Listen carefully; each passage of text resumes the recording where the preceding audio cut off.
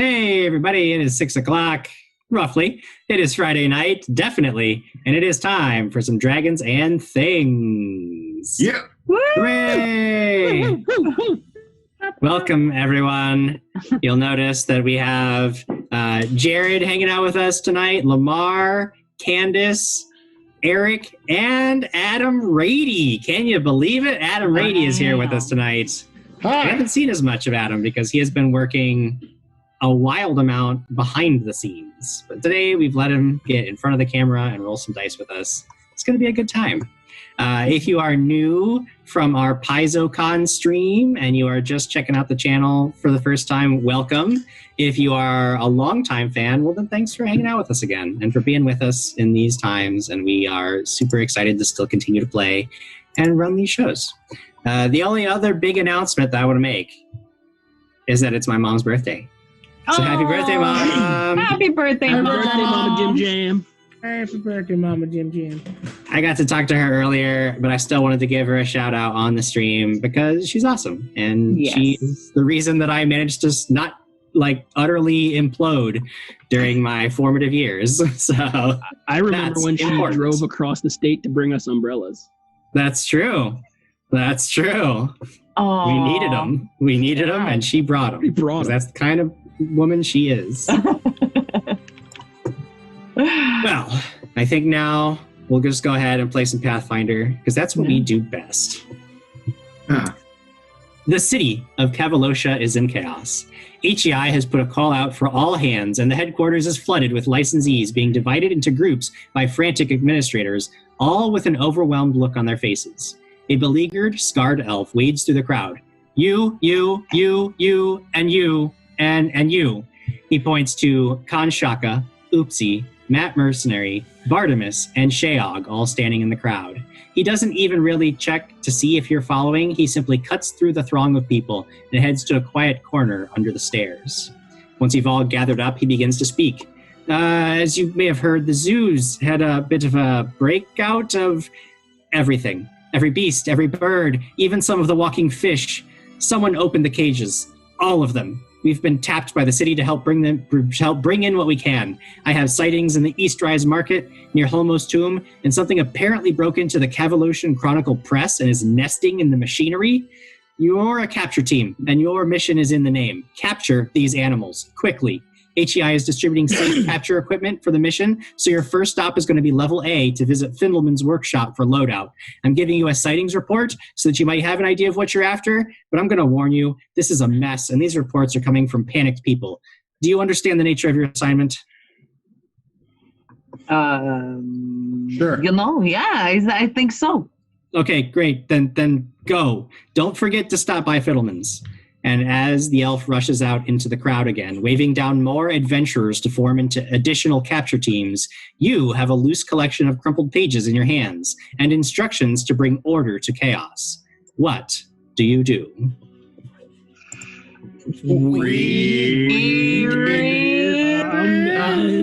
Comment. So hard. It's hard to be good. Everybody did a very good job. See, we have Alicia Marie Body in the chat. Hi, Alicia Marie. I haven't heard from you in a long time. She said, "Oh my God, I know all these people." Hi, Alicia. And I see Zangarang in there. So what's up, Jennifer Zhang, as well as everybody else joining us. Thank you all for joining us. I like Lucas Martinez said last time Eric stole the show with Matt Mercenary, and he completely forgot about Rady's character. That's so mean. I don't know that did I have a character that game? I'm not sure I played that game. I broke everyone. I'm going to try not to break everyone this game. You're going to try. But you're going to do it. Hey, Mama Jim Jam's in the chat. Happy birthday, Mama Jim Jam. Happy birthday, Mama. Happy birthday. Alex Rogue is encouraging you to get some pickles on the way to your adventure, Jared. I'd get them pickles. I'm in for life says, hello all. Love the rotating cast in these HEI pre-Vantum episodes. Yeah, it's actually been working out quite kind of cool to get to play with new people every week. Brian Summer says, it's Friday, it's 6 p.m., and I'm watching a bunch of incompetent characters living out their secret murderous fantasies. Just like old times. I gotta throw the shoes. That's what we do. It's a hallmark. I have problems with that classification of incompetent and murderers. Well, which part? I don't think we've killed anyone we've interacted with other than bad guys. This is true.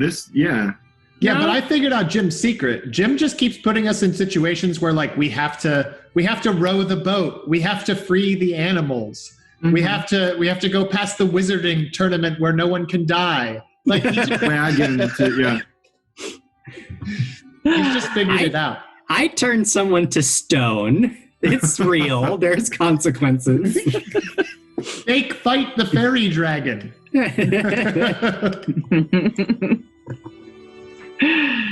All right. Fun. So you've all been handed this hastily put together assignment, and you are sort of left to your own devices to carry it out. You know that you have instructions to go visit a level of the HEI headquarters that not very many people get to visit, to look for a man named Fiddleman before you head out. But what do you do? Well, do you all think we should go back to this Fiddles man, maybe? No? So what you see, but what you guys see is what do you see? What you see in front of you is an entity with its hood pulled over their eyes. You're not quite sure. It probably is human. It's human, most likely. It's wearing a cloak, a very fine cloak. Upon further you have to examine it further. You can't really tell if it's a wool or a linen, but it's a very fine cloak. You'd have to touch it. You'd have to walk up and touch it. But you see, you're not really sure. And this person is very happy though. He's smiling, and he says, "He picked me. He picked me. I'm chosen. Guys, this is great." Now, peels back the hood, and you see a man average in height. He's I broke myself. He's average in height. He looks around. Jim, I have a question for you. Okay. Is McCree there? Can he be there? So when you are in the city, McCree can come with you.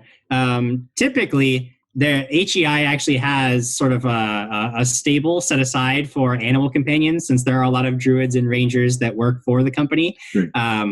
Though he is also freely allowed to move throughout the building. So it's kind of up to you whether you would have him sort of in the area designated for animal companions or whether he would be there with you. I guess, we'll pick him up at he's at the stables. Okay.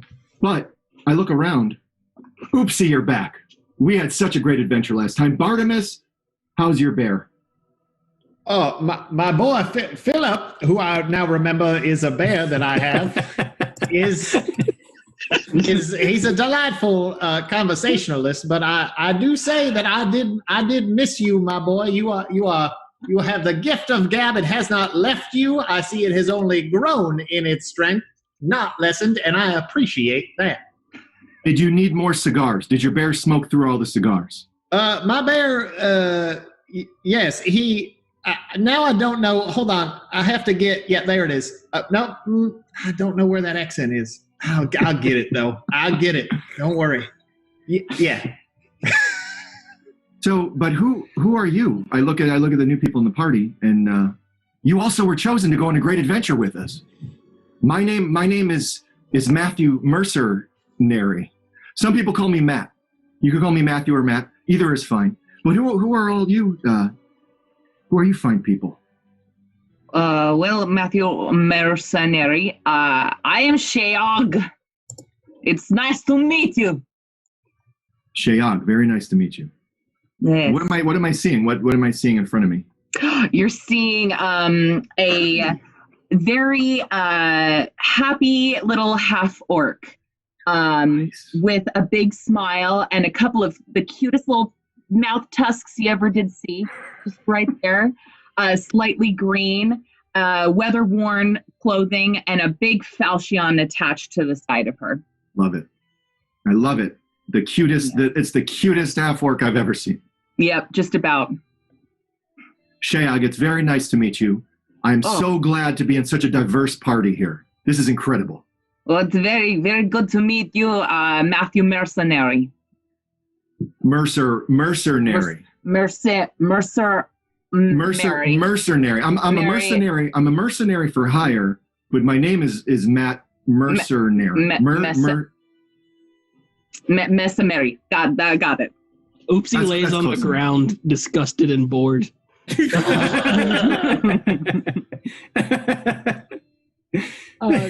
And you, friend? Oh, hi. My name is Khan Shaka, and I hear that you have a bear, and also you have a bear. Also, meet my bear. His name is Barry. I found him a couple weeks ago. He's just kind of following me. He's really cute. He's kind of adorable, little brown, little yeah. Anyway, you see before you average height dude, very slender in build, long black hair, but he's kind of like made like a little headband that has like fake bear ears on it. He's wearing a pretty much ripped and dirty white like shirt, pants that barely are called pants, and just like a sling around him. It's not that he smells bad, it's just that he doesn't smell good, but you know. But he's pretty much if he's not talking to you, he's probably like hugging or playing with the bear.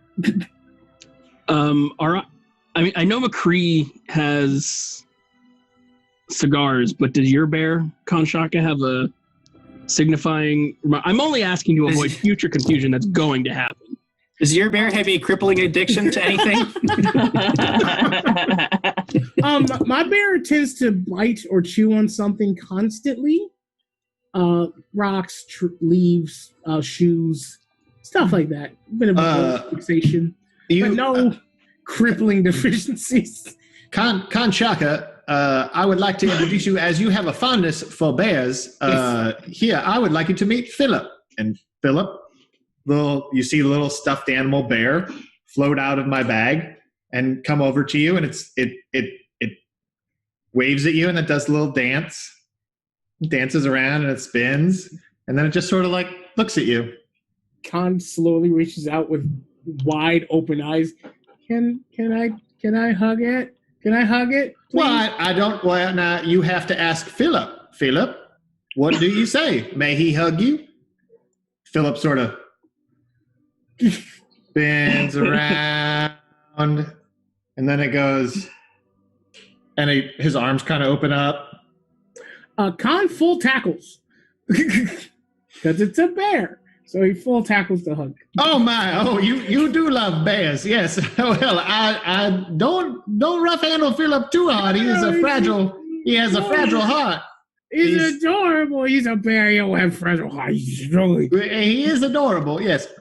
Well, I'll tell you what. Why don't you occupy yourself with acquainting yourself with Philip, and let's go get these other animals, shall we? Khan shows Philip to Barry. Barry, it's a bear. Barry, it's a bear. Khan Shaka, it's a pleasure to meet you. Hi, Matt. Sarah. So, I really wasn't going to say anything, but are those bear ears on your head? Yeah. I want to be a bear, and so I can't be a bear quite yet. Like I've been trying really, really hard. Like been talking to nature. It's like, hey, nature, can I be a bear? And the nature's like, well, you can do like things like make rain, and you can do like things make like fire. But you can't be like, I'm trying to be a bear, but I was like, I really want to be a bear. So there was a bear that walked by, and it was Barry, and Barry was like eating stuff. I was like, hey, Barry, you should eat stuff. But it was like, and then he became a friend. And so I can't be a bear quite yet because I really want to be a bear, but I got Barry, and so he's going to teach me how to be a bear, and one day I'll be a bear. You are going to be a bear. I can feel it. And this is probably the best day ever. This is the best day ever. You have a bear. He has a bear. Oh no, I don't have Philip. Philip is just he's a dear friend of mine, and he chooses to travel with me.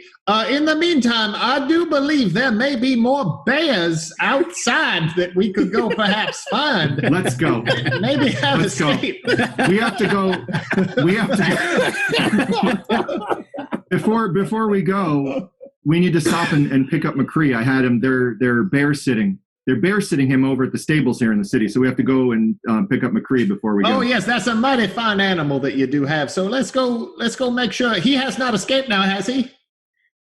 I hope not. I merely jest with you. John is so happy that the amount of bears have exponentially grown in his life in the last couple of days. Mm-hmm. That the entire way we go to the guy, he's kind of skipping. I just have to say, friends, this is a very good day. A very good day. There it is. There it is. And with that, let's move on. Let's go. Level A isn't one many licensees visit very often, as it is restricted. But today, everyone sent out into the city has access to the labs producing experimental alchemical tinctures, weapons, and magical devices. Fiddleman's lab specializes in mechanical weaponry prototypes, and when you arrive, you see a gnome adjusting levers and springs on a boxy weapon that looks much like a miniature catapult one might strap to their shoulders. Ah, more licensees, wonderful. Out for the hunt, come in, come in. Did you Apparently. say hunt? Oh yes, you're hunting the beasts that are roaming the city, are you not? No violence here. Of course not. That's why I've developed these weapons for you. Oh. Apparently, the catapult device is not one that you'll be testing in the field today, as he puts that aside and grabs another device that looks much more like a large, heavy metal tube connected to some kind of boxy backpack. See this right here? This little beauty is fresh off the production line. You're one of the very first to use it. Who wants to give it a go? He sort of hands this device out.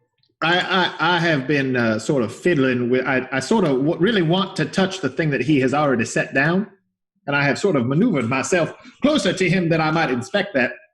But as soon as he offers something, I take that into my hands and I try it. Whatever it is, I try it. Whatever it is, you try it. Okay, so the device, he hands it to you. He instructs you how to like strap it to your back. It starts to rumble quietly after he turns a few knobs on the back of it, and there's this steam curling up out of the top of the pack. And he says, "Oh, don't fret, that's supposed to happen." And then he hands you this metal tube. And he says, "So you point this end at your foe, and then there's a lever right here. You just crank that back," he says. And he points you in the direction of this target dummy at one end of the room. And then he nods. He says, "So, okay, now that you've cranked this lever, much like a crossbow, young man, and then there's a trigger under the tube," and he shows you where that is. He says, "Okay, when the pressure's at maximum, so go ahead and pull the trigger, if you will." Yes, all right. Here we go. I take aim down those crosshairs, and I take a pull step the back. lever. Oh, God. When you do, there's a tremendous blast of released pressure, and the recoil nearly knocks you backward, but a weighted net springs from the launcher and wraps itself around the target. And oh, wonderful, yes, very, very good, very good. You just, then to retract the net, you just, there's a crank here that you just turn and twist it and twist it and twist it. He shows you how to do that. Oh, manual labor. I was not expecting this. As you turn the crank, the net just retracts back into the launcher. He says, "There you go. Point that at the beastie and you can capture it."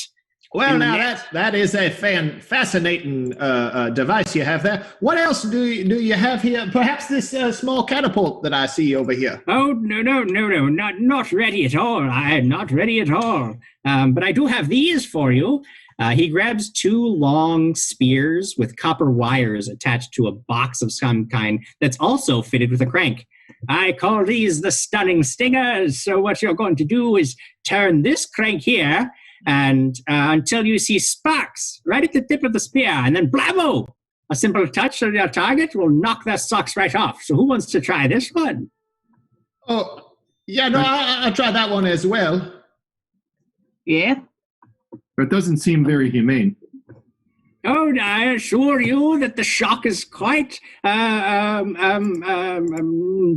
won't leave any permanent damage, and the beast will be quite alive Have you at the tested end of all of this? it.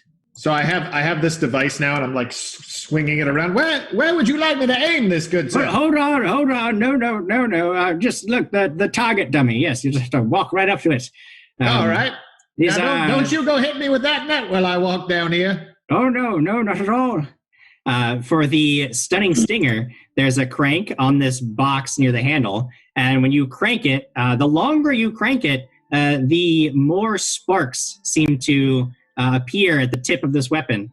He says, "Oh, not too much." Oh no, this is fascinating. Quite dangerous. I could crank this all day. No, it's quite dangerous. What? Oh, that's dangerous, enough. you say? That's enough. All right, perhaps one more. Just all right. There we go. There's just one more. All right, here we go. Sure enough, when you jab the dummy with it, there's this burst of electrical sparks. Very good. Yes. Have you So I have tested, two have of you those tested ready this? for you and one net cannon. Two of those shocking devices. Have you tested those on yourself or on? What have you tested those on? My assistants were quite helpful in determining their effectiveness. Well, now I don't need all three of these. I'm afraid I couldn't possibly carry all of them. Perhaps one of you all would like to take part in these fascinating devices. I will take one of these sparky. Which one do you call this one? The stunning stinger. Yes. Yes. It is stunning, and I do like your name. It has a bit of theatricality to it, and I do appreciate that. I can see a man after my own heart, and I take the stunning stinger. Sure. I also like that. You like that too? All right. So Sheog and Bartimus grab one of the stingers. There's still the net cannon up for grabs. Who wants that? Oopsie's like inspecting this net cannon, but he's like, the moment Luke gets the lightsaber, he like looks right down the barrel. Like his face is just not leaving that barrel. Oopsie. He's starting to reach for the controls from that end. It's not gonna go well. Just so you know. Sean has been hiding behind Barry ever since the shock happened. It's like, that's no, thank you. Oopsie. I probably think it's a better idea if I hold on to that net cannon. Wow, If you don't mind. You get the net gun. You get to ride the bear. Oopsie, not get ride bear. Whatever. Wait, I He don't just drops it and pouts in the corner. Did he say ride a bear? Who rides a bear? Not Oopsie. Oh jeez. I collect the net cannon, the net launcher, Sure. and so I have to strap this thing on. Yeah, you just strap it onto your back. It's quite bulky. In fact, it weighs 3 bulk. I'll give you guys a rundown of what these weapons will do, so you know how to use them in the field. For the net cannon, it has a maximum range of 30 feet, and that's because the net that it launches actually stays attached to the weapon via a rope. So when you launch this at your target from up to 30 feet away, on a hit, a creature is grabbed, meaning they are basically wrapped up in the net, they're flat-footed and immobilized. On a critical hit, the target is restrained, which is a higher level of grab. It's like the difference between grappled and pinned. And I know the stats for all that, so I can apply those to my creatures when they get grabbed or restrained.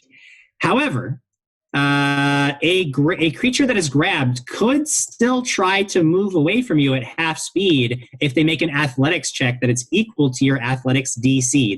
Your athletics DC is 10 plus your athletics bonus. So if I ask you for that, just keep that in mind.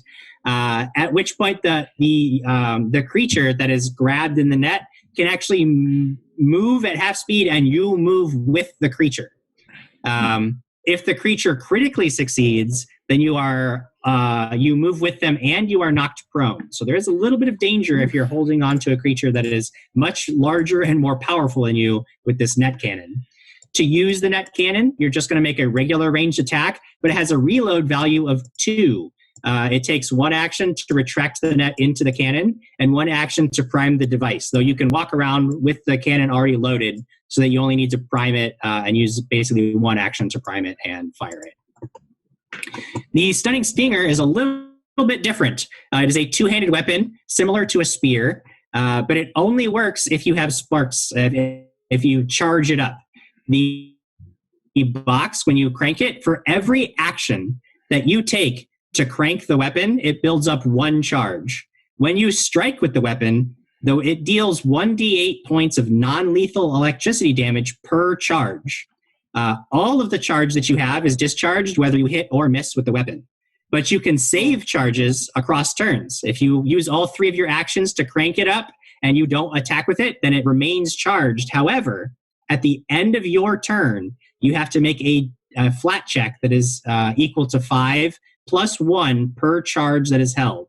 If the check fails, all the charges are discharged and you take 1 point of non-lethal electricity damage per charge that gets released. So you can basically crank it up as much as you want and make it as powerful as you want, but the longer you hold that charge, the more danger it is to you.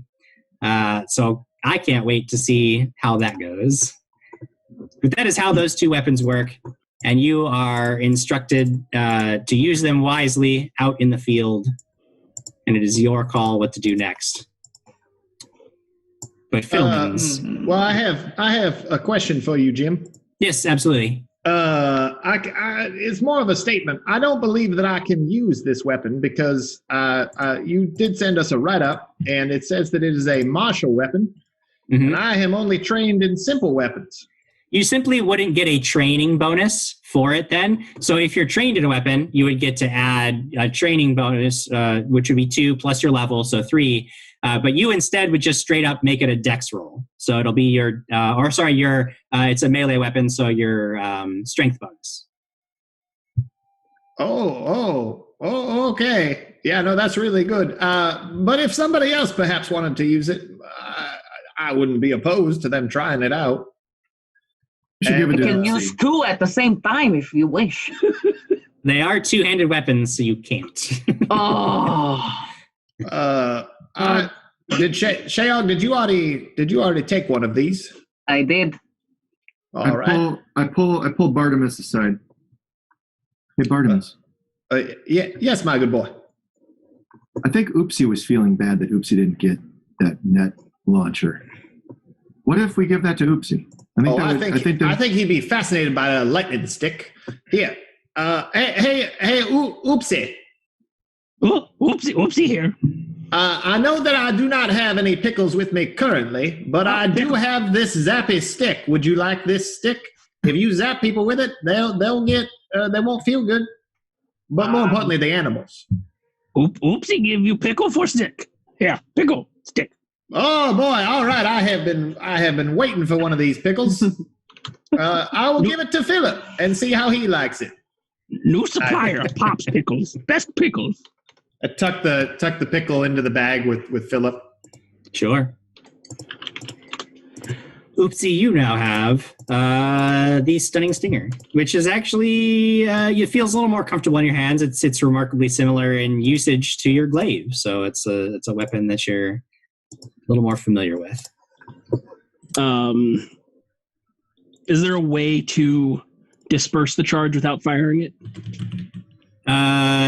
Yeah. If you basically just strike it against the ground and it'll. Okay.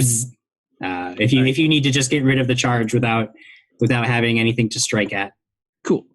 I'm not sure how we missed all these things, but I did want to give a quick shout out to Iman for Life, who dropped $50 for a mercy. A mercy for the players, Jim, for the players. I don't need your mercy. Sarah BC1 dropping an overcharge for Candace. Thank you! And Sarah BC1 became the Bit Boss Battle Boss and gave a reroll to Kanshaka. Wow. I'm gonna need it. It's true. Awesome. It's true. Khan dealing with animals against Jim Jam. Yeah, I'm gonna need it. Yep. So once you get kitted out, you have 3 sightings reports. 1 would take you to the East Rise Market, 1 to Holmo's Tomb, and another to the Cavaloshian Chronicle Press. Looking at the reports, you can see that the market has been overrun by a panicked herd of ponies that are utterly destroying the place. Holmo's Tomb Plaza has been evacuated due to some kind of monster that has taken over the space, and the Cavaloshian Chronicle press house has apparently been broken into, and nothing has been cited, but witnesses claim there are terrible noises coming from inside the building. It is up to you to decide in what order you will tackle those assignments, as long as you move quickly to contain the disaster. So what do you do, and where do you go first? Let's go. Let's get the pony. Yes, I think the ponies would be the best. But before we do, we have to go get McCree to help us. That's true. Yeah. So can we stop? Can we? Oh, yeah. Okay. I can certainly understand the desire to see the equine creatures, but we have more pressing matters. Some of these sound far more violent than ponies. Perhaps we should check those out first. But pony, we can get ponies and take 2 other spots faster. We drive ponies and get there. I figure we get that done quickly, and then we can go do the things that are going to kill us. Wow. Well, I do not understand this strange desire you all have for ponies, but I can see when I am outvoted, and I shall certainly go along to get these ponies. It's confidence boosting mission. This is great. It's basically like, well, here we have a life and death situation, but you're being outvoted to go get the ponies. So I can see in your hearts where the ponies are where it's at. ponies are where it's at. Let's be honest. The word pony pretty much made it happen. If it's just a bunch of horses, who cares? Man, we go wherever. Oopsie and Kanshaka are bronies. So Likes bears. being able to clearly see which way the wind is blowing, Bartimus, you decide to head off with your friends to the East Rise Market. Not before you stop to get McCree, who is probably at this point pretty cranky and hankering for a cigar. Oh, geez, is he? I imagine, he's starting to, he's getting a little growly in there. It's like 12:30 at this point. You've been It's half an hour 12:30? late. No. Yes. Oh, no. So as we walk up, you watch as you see this small bear, and the small bear is trying to force its way away from its captors who are holding it there, keeping him safe. He did not realize that, though. He did not know why he was being oppressed. He didn't understand. He's just a bear. But he's a bear with a red scarf, this glorious red scarf across his neck. And it has this golden embroidery across the bottom.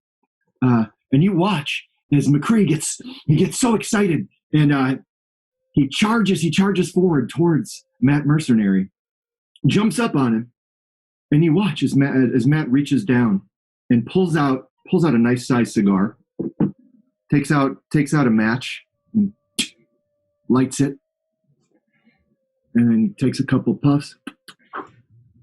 And he gives the bear to the cigar.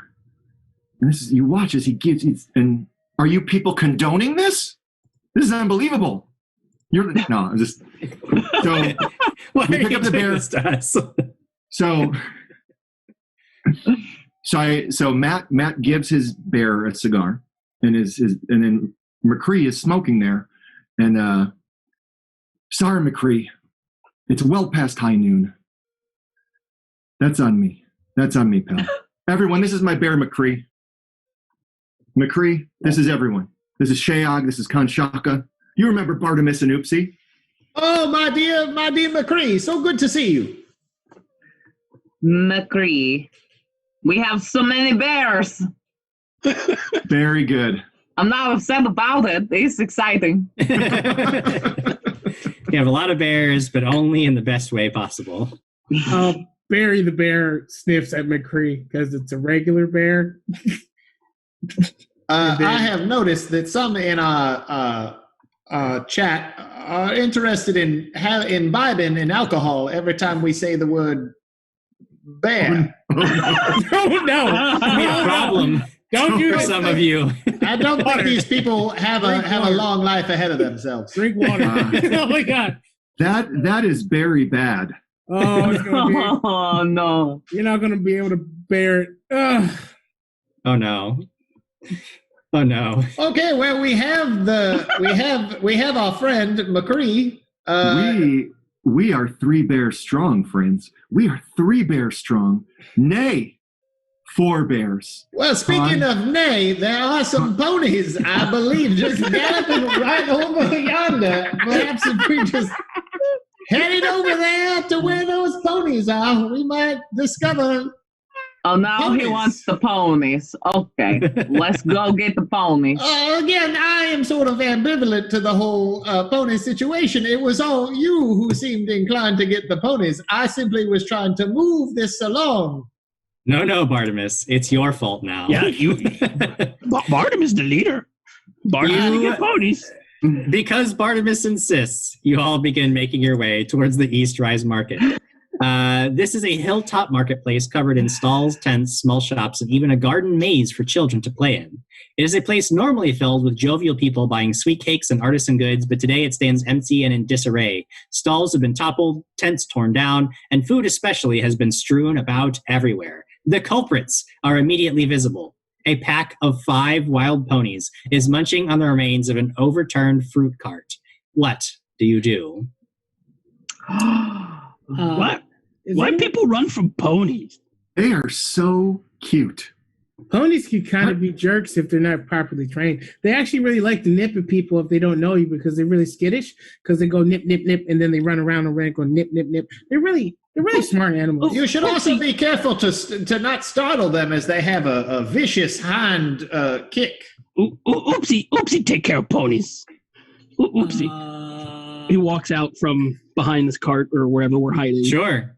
And just slowly with his hands up. Oops. As soon as you make yourself visible, 5 pony heads all come up from where they're munching, turn in unison towards you, and absolute chaos begins to reign as they stampede towards you. What? And we all need to roll initiative. I did forget about the stampede. Pony stampede. Ponies not life and death. I'm so sorry to ask this again, but initiative is perception? Yes. That is correct. Perception. Okay. I will learn this system eventually. Lies. Lies. 25. There's some 25 for Kanshaka. He was 25 as well. Whoa. Ooh. What's Matt the Mercenary, bonus? what did you roll on the die? I got 17 on the die. And what did Same. you roll, Kanshaka? Same. Oh, gosh. Okay. So you both have the same bonus. You rolled the same on the die. Roll So why don't you up. go ahead and Roll just up. roll a d20 again, and whoever gets the highest will go first. 16. 16. Plus 8 in perception. I rolled a Stop it. 16. No, I'm not. Stop I'm not kidding. What's your Go dex? again. Okay, do it again. Roll up. Roll up. 4. 16. Not kidding. These are real. Okay. Matt Mercenary before Kanshaka. Oopsie. 12. 12 for Oopsie. I don't have a plus 8 bonus.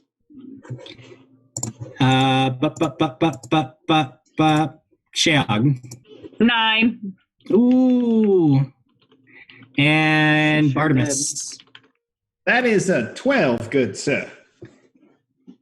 12 for Bartimus. Oopsie, Oopsie and Bartimus, what are your bonuses? 4. I have a 3. Okay. So we'll put Oopsie, then Bartimus. I'm not a skilled man. So it looks like these 5 ponies are about to start stampeding towards your good buddy, Oopsie, who has made himself known. Matt Mercenary, you react first. What do you do?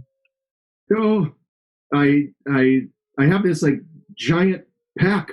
There's this giant pack strapped to my body. How does it? I don't even really know how it works. I saw Bartimus use it. I would step out of the way of the stampede. Is there a way for me to move to the Sure, side if you of want to it? take your action to sort of like seek cover, sure, absolutely. Well, what I want to do is I want to move out of the way of the stampede, but then also Gotcha. unleash a net attack on one of the ponies as they're coming by. Okay.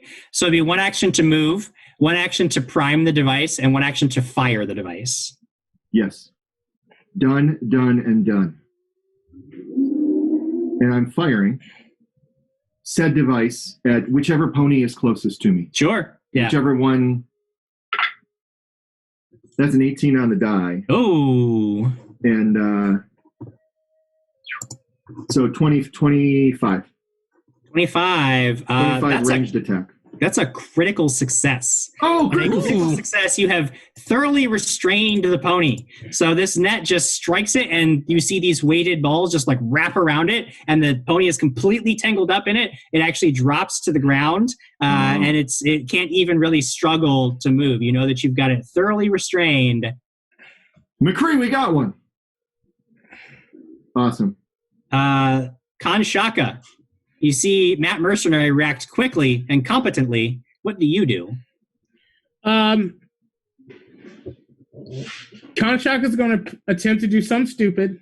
Okay. And then the bear is just going to stand next to Oopsie and let out a big growl to try to do an intimidate. So they'll Okay. So if you want to command the bear to do that, that's one action. And then my action will be to hold action. Okay. I want to try to catch the pony as it's coming at me and kind of whip onto its back to get control. You want to Legolas this guy. Okay. That's what Oopsie doing too!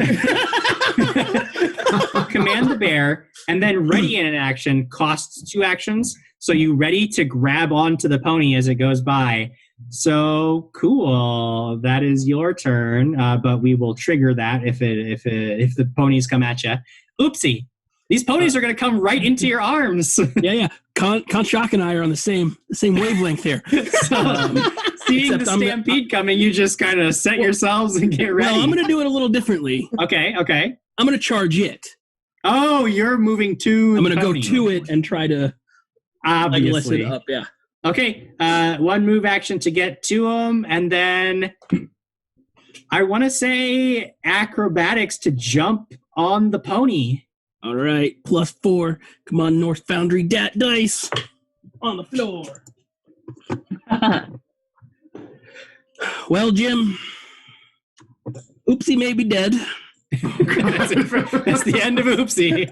I rolled a 1, so. Oh, yeah. So you are on the ground. You just like trip over the rope from the net gun. Because Matt Mercenary is like holding on to this pony with the net, and you trip over the rope and just boom, flat on your face. And the ponies are moments away from trampling over you. You hear from under the ruckus, whoopsie! That was 2 actions. Well, no, because actually running and jumping, or running jump is 2 actions. So 1 action just to move it. That, yeah. So that will take us to Bartimus's turn. Oopsie looks like he's in trouble. One of the ponies is thoroughly enwrapped in the net. What do you do? Oh, I remind you all, this was your idea to come to the ponies as they were the easier choice. I think you all have this well under control. I believe in you, and I think that you're doing great.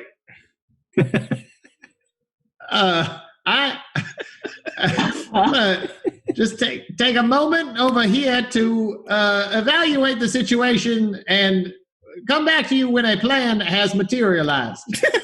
And I will move out of the way, perhaps into one of the stalls that has, away from stampeding ponies. Yep. And I will begin searching in this stall for anything that is of use to me, because I feel that it might be important for you to know, James Rodehaver, that I do not have anything that could possibly help this situation. All of my potions are for dealing damage of a deadly variety. And I don't believe these ponies deserve to die right now. So I'm going to bunker down in this here stall and evaluate and search for any items of use in this Make situation. a sneak check. Oh, God. I feel that the ponies would stop in confusion at his blabbering and just complete.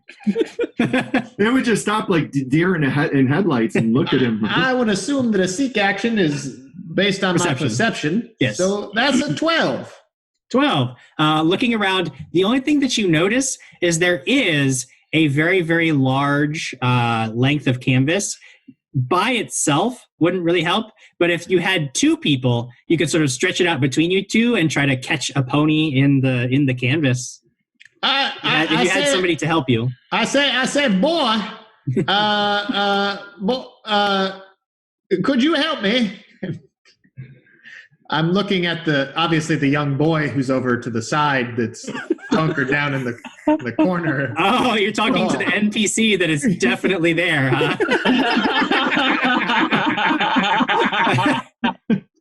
Sure. Let me just roll. I'll roll to see if there's a boy in the stall. DC 12 flat check to see if there's a boy. That is a 9 on the dice, so there is no boy. It was a pig. I said, girl. Perhaps there's a young lady here. I feel like we've gone through your 3 actions for this turn, but you do have canvas if you can find a child to help you. Yes. This is a good plan that you have come up with. At this point, the pony stampede begins. Sheog, unfortunately, you were unable to react quickly enough to get out of the way. Oopsie has fallen flat on his face. And Kanshaka is standing in the way, hoping to catch one of the ponies. So you 3 will be subject to this stampede unless, Kanshaka, you succeed on your ready to action to grab onto the pony. Since you're grabbing onto this thing and not really jumping on it, we'll call yours an athletics check. Okay. But everybody in the way, except for Kanshaka, because you're trying an athletics check, I need Sheog and Oopsie to make a reflex save. Reflex save, okay. Kim, does a 24 do it? A 24 does do it. You are going to be able to grab onto one of these ponies as it goes scooting by, and you will not take the damage from the stampede. I got a 26. That is a critical success. You managed to get completely out of the way, and you take no damage from the stampede. Yay. 22 for me. 22 is a success. You managed to sort of like curl up into a little ball. You'll only take half damage, which is good because it was a 15 damage total. Oh. So that would have hurt it would have hurt real bad if you had not managed to grab onto it. Kanshaka, you grab onto one of these ponies as it tries to scoot past you. You manage to get yourself up onto it, but it is still running with you on its back. And the ponies, after they trample over you, begin to disperse.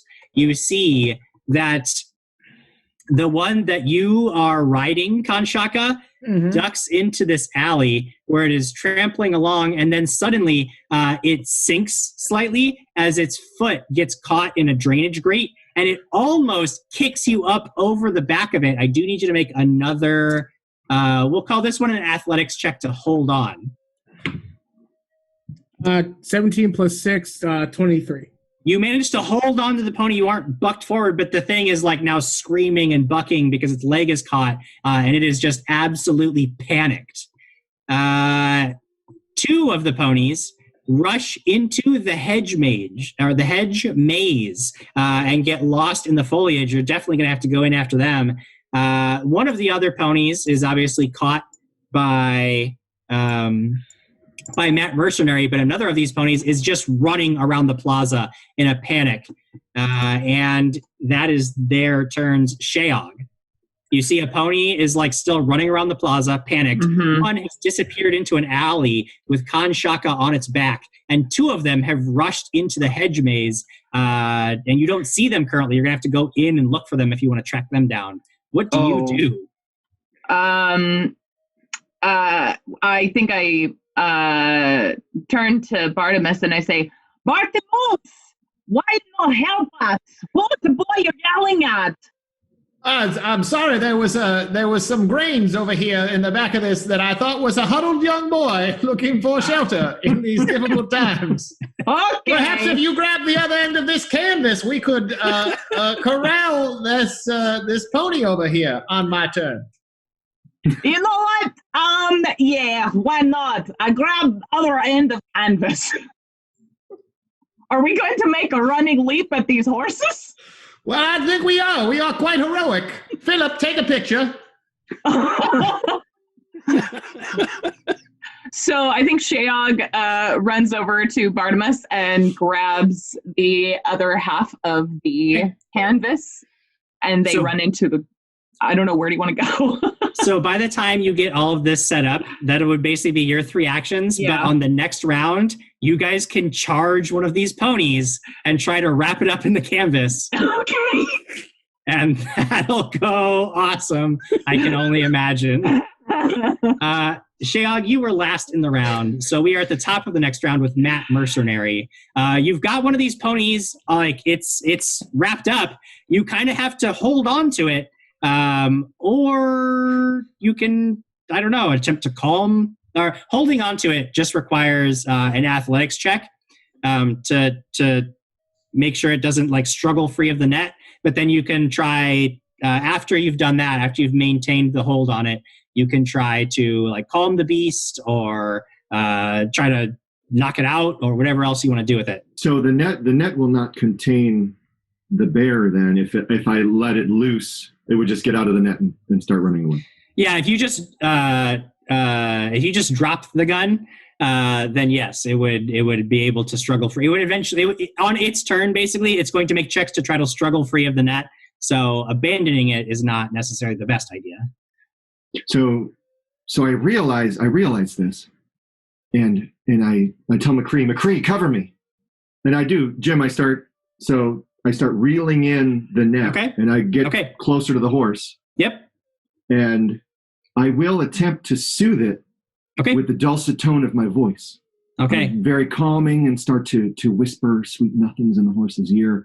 Tell it about oats and the different things I'll give it. And it'll have a pasture to roam in, and complete lies because it's going right back into its hold. But so I'll roll a nature for you. Yep, nature check to try to calm this animal. This is pretty good. That's going to be a 20, dirty. Dirty 20, yeah. You can see as it's like kicking and struggling, but you approach it very calmly, sort of assuring it that you're here to help, and it stops struggling and it stops kicking, and you feel like you could get the net off of it and get it back up on its feet without it being a danger to you now. Oh, great! And it would just be there. It wouldn't be. Yeah, it's chill now. It's a chill pony. No, chill. It's my little pony. It's my little pony. It's my little chill. It's your little chill pony. It's my little chill pony. Yeah. So I'll do that. I'll take my final action to help right this pony and still be there, comforting it. Yes. Now, every single round that there's combat in the area, you're going to have to continue to make nature checks as one action to keep it calm. But if you can keep it calm, then it won't do anything else. Now, with removal of the net, will it still, if I remove the net, will it run away? I have to keep it in the net. Not currently. On your next turn, what you'll do is you'll make another nature check to keep the beast calm. And if you succeed, it'll just be with you until such time as you fail. For all time. I have a bear and a pony now. It is now your pony. It's my chill pony. I love it. Khan Shaka, you are on the beast. You're going to have to make another athletics check to maintain your hold on it, or you can just let go, but you'll fall off because it is wildly bucking. Yeah, because its foot is stuck in a grate, right? Yes. I kind of want to jump off. Okay, sure. You can jump off if you make an acrobatics check to see if you jump off gracefully or painfully. I'm going to go ahead and use my BBB. And use that. Oh, make sure this one doesn't kill me. All right. Much worse, actually. Oh. I rolled a 6, and now I rolled a 3, which is a 9. So no, you try to leap off, but as it's bucking, you just can't get any leverage on it. And you basically just get thrown to the ground. You're going to take 6 points of falling damage. You are prone on the ground, but that was only one action. Though you realize that if you don't scramble away from this creature, it is absolutely going to kick you in the face. I actually want to try to soothe it. Okay. I'm gonna step down. Nature away, my friend. Wrong dice, because this one's going to kill me. Okay. No, much better. 17 plus 8, 25. 25. The pony stops thrashing around. It calms down significantly. You can still see it's very, very skittish, and any little thing could set it off again. But it at least doesn't look like it's about to kick you in the face. Cool. So that was one action to try to jump off, one action to soothe the monster. You have one more action if you have anything else that you want to do. I want to get its foot free. It's okay, so you crawl over, and it lets you approach, and you need to make a medicine check to see if you can safely extract its foot from the... Sure, not survival. There's a lot of traps in nature, Jim. I will allow a survival check. That makes sense to me. Thank you, Jim. 27. Whoa, that is a critical success. You managed to free the pony and it remains docile. It sort of like looks down at you as if it sort of understands that you were just there to help and it was only reacting in fear. So it is calm, it is free, and presumably not a danger so long as nothing else like crazy spooks it. Sorry you got injured, Mr. Horse. My name's Kanshaka. I like bears. You're not a bear, but you shouldn't suffer. Anyway, we gotta go get the rest of your friends, though, okay? It is Oopsie's turn. Oopsie, you got trampled. Oh no! But it looks like your companions are successfully taking care of the ponies. However, 2 of them have disappeared into the hedge maze, and one of them is still like sort of wildly running around in the plaza itself. Oopsie will kind of scramble up and just dart into the hedge maze whilst reaching into his pouch for a pickle. And when he'll get to the edge maze and then just kind of slow down, hold the pickle up, and kind of just walking around slow. Pickles for ponies! Pickles for ponies! And just trying to find the other ones. Oh, that ought to do it, Oopsie. I'm so proud of you. Good thinking. Once you get into the hedge maze, so it's one action to stand up, one action gets you to the entrance to the hedge maze. Once you start tracking into the hedge maze, you can make either your choice, survival or perception, to see if you can track down where these ponies exactly are. They're the same bonus, Jim. All right. 22. 22, you do manage to find one of the ponies as it's just like running around. You sort of are, you turn a corner and one of these ponies is like running. But with your third action being to find it, it does look like it is going to continue running away from you now. I want to welcome everybody, Jim, from PaizoCon 2020, who is now joining us. We have 202 raiders, and we expect every single one of you to stick around for every minute of this program. Hey, PaizoCon. PaizoCon 2020. Good to be a part of PaizoCon again. We got to broadcast Heroic Endeavors on Tuesday, so thanks so much for joining us again today on Friday for another episode of Heroic Endeavors. I hope your PaizoCon has been tremendous. I hope your week has been tremendous. Mm-hmm. And we're trying to, well, you know what, Jim, why don't you I was going to say, you've actually come at an auspicious time because Bartimus, our alchemist, and Sheog, the fighter, are about to try to trap a wild pony in a length of canvas that they have stretched between them, and I predict only good things are about to happen. So, Sheog, I will allow you to basically use your actions on Bartimus' turns if he's going to lead the charge here. Yeah. And you will need to make, we'll call it an athletics check. Athletics to try to rush forward and grab this pony in the canvas stretched between you. So now, just to clarify, you said that I was leading this charge. Is that correct? It is your turn. So it's up to you whether I guess you want to do that now or are you going to wait for Shayog? Oh no, I am waiting for good Shayog. The lady has a strength and a fire in her that I could not possibly grapple with. Okay. So with that, we will use your actions to help Shayog, and it'll actually be the pony's turn. Oopsie, the pony that you have tracked down sees you, is spooked, and like rushes into the hedge maze, though you can see it, so your next check will be much easier to find it in hedge maze because you have pickles. It doesn't seem too interested in the pickle. Matt Mercenary and Kanshaka, the ponies that you have calmed are okay for now because you've managed to keep them calm. The one that's in the plaza is still running around wildly and does not seem to want to get near anybody, so nobody is in any immediate danger, making it Shayog's turn. And now it is time to charge that pony. All right. So athletics check. Yep, you guys rush forward with an athletics check to try to wrap up this pony in a canvas. Well, it's good that my strength and speciality is in athletics. Be a 26 for me. Oh, wow, that is a critical success. You guys managed to rush forward, and you basically set yourselves up, allowing the pony itself to just charge into the canvas. And then you very quickly close in behind it, and it gets all tangled up. It falls down, and it's just kicking and struggling mightily. But you managed to wrap it up. I would like to add that I have perhaps become entangled in this as well.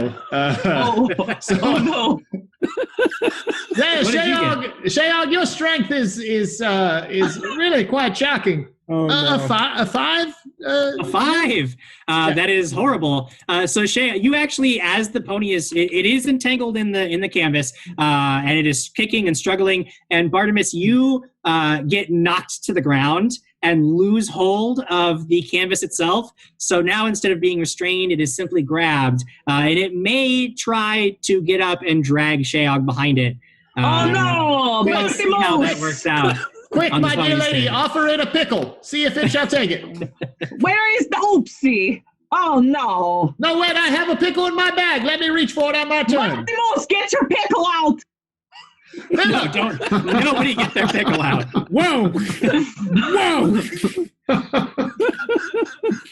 Matt Mercenary, you have a calmed horse, though it does look like you'll need to make a nature check to maintain its calm state because it sees all this action over at one side of the plaza. It looks like it's ready to spook unless you can keep it calm. So you can spend one action on a nature check, but then you can also, if you wanted to, try to calm the pony that is thrashing now in this canvas.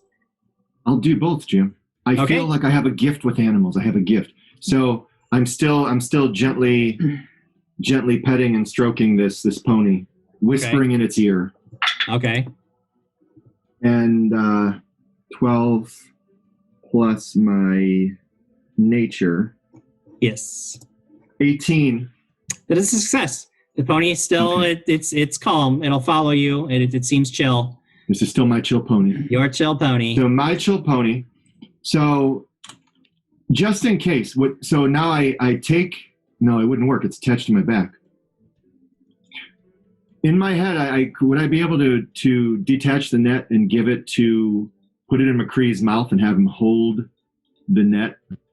No, not without severing the cord that connects it to the weapon, and then it would be a one and done. It's all wrong. How can I get close to the? Yeah, you can get over to where they are. I want to go over there, and I'm going to try my luck with this other pony. Yeah, make another nature check. And that one is not as good. That's a 17. It's one less. Still a success. Okay, cool. Still a success. So now the pony that's thrashing around in the canvas, it starts to calm down, and it looks like you have both plaza ponies are chill now, and you did a good job. You did a good job. It is I'm telling you, it's a very good day for Matt Mercenary. For Matt Mercenary. It's a very good day. Kanshaka, you also have a calm pony. It hears all the commotion, so it still might spook unless you can maintain its calm demeanor. Go ahead and make a nature check for me. Yep, I'm gonna go ahead and say, hey, sun's getting real low, big guy. That is a dirty 20. Dirty 20, that is a success. So it calms all the way down, and you have 2 actions left. What do you want to do? I'm going to attempt to climb on it again. Okay, it allows you to do so. And I want to ride it back into the fray. Okay. Gotta go get your brothers, dude. You gotta go because basically this is an untrained animal, you do have to make another nature check to command it to move. So go ahead and make a nature check, and then if you're successful, it'll just go into the plaza. Can I use my trained animal feet to help assist, make this easier? I don't think so. No. Okay. That's another. What did you say? My plus Nature check. Nature. Another dirty 20.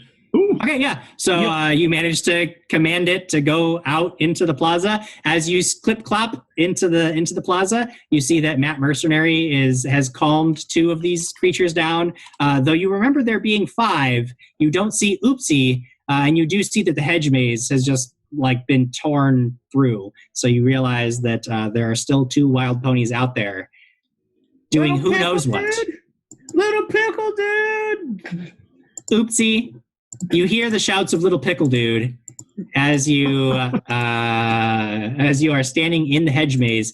The one pony has just fled from you, though if you want to follow it, your check to do so would be easier since you've seen where it went. Yeah, I'm definitely going to follow it. Okay. I'm not... I don't want to be too loud, but I don't want to be too quiet about it. Sure. So make that perception check for me. Is an 18 perception. 18 perception. You do manage to find you follow this pony along, and you find it again with a single action. You basically catch up to it as it's trying to it makes a turn almost into you, and it's right there. What do you do? Nice horsey. Oopsie, drive horsey. And I want to use one of my actions to try to calm it. Okay. And then I'll see what my third action does. Nature check to try to calm it. Hey, it's a 19 on the die. 23.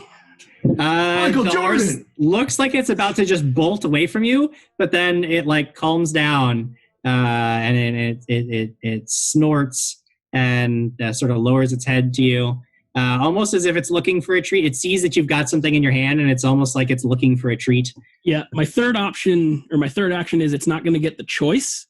It's just going to I'm just going to cram the pickle into its horse face. So you feed it a pickle. And after feeding the pony a pickle, it seems to be chill for the moment. You also now have a chill pony, though you do know there is one more pony still rampaging somewhere in the hedge maze. Jim. Yes? I just wanted to give you a heads up. Silent H became the Bit Boss Battle Boss and gave you a reroll. Of course. A reroll for me. But Fantastic. then the Cadence also became Bit Boss and gave Oopsie a reroll. Nice. Aww. So we've got those things going on, and I'm very excited. There's also a lot of cheers and stuff happening. We'll get to those in the comment break. Yes, which I know we're due for, but this has been such an exciting pony roundup that I haven't wanted to take that break just yet. You don't know what happens to the pony that's still in the hedge maze, but Sheog, you see that it looks like things out in the plaza are calm. You did see Oopsie rush into the hedge maze after the 2 remaining ponies. What do you do? Am I being drugged by ponies? No, that Matt Mercenary managed to calm that one down. It's chill. Everything is fine where you are. You guys have succeeded on those. Okay, there's still the one that's loose in the maze. Yep. And I think I'd like to run in there and try to find that guy. Okay, you rush to the maze with one action. You can use another action to make a survival or perception check, whichever you prefer. Ooh, perception. Please. Oh. 17. 17. You actually do catch sight of a pony that is like looking like it's ready to run at the end of your second action for the round. You catch sight of it. You have one more action left. What do you do? Can I take the stunning stinger out and charge it and fire it? No. So that would require, you can have it in your hands now. I'm going to put it in my hands then. All right, you get the stunning stinger out, and it is Matt Mercenary's turn. So, do I believe that if I did cut this pony loose, it would be okay now?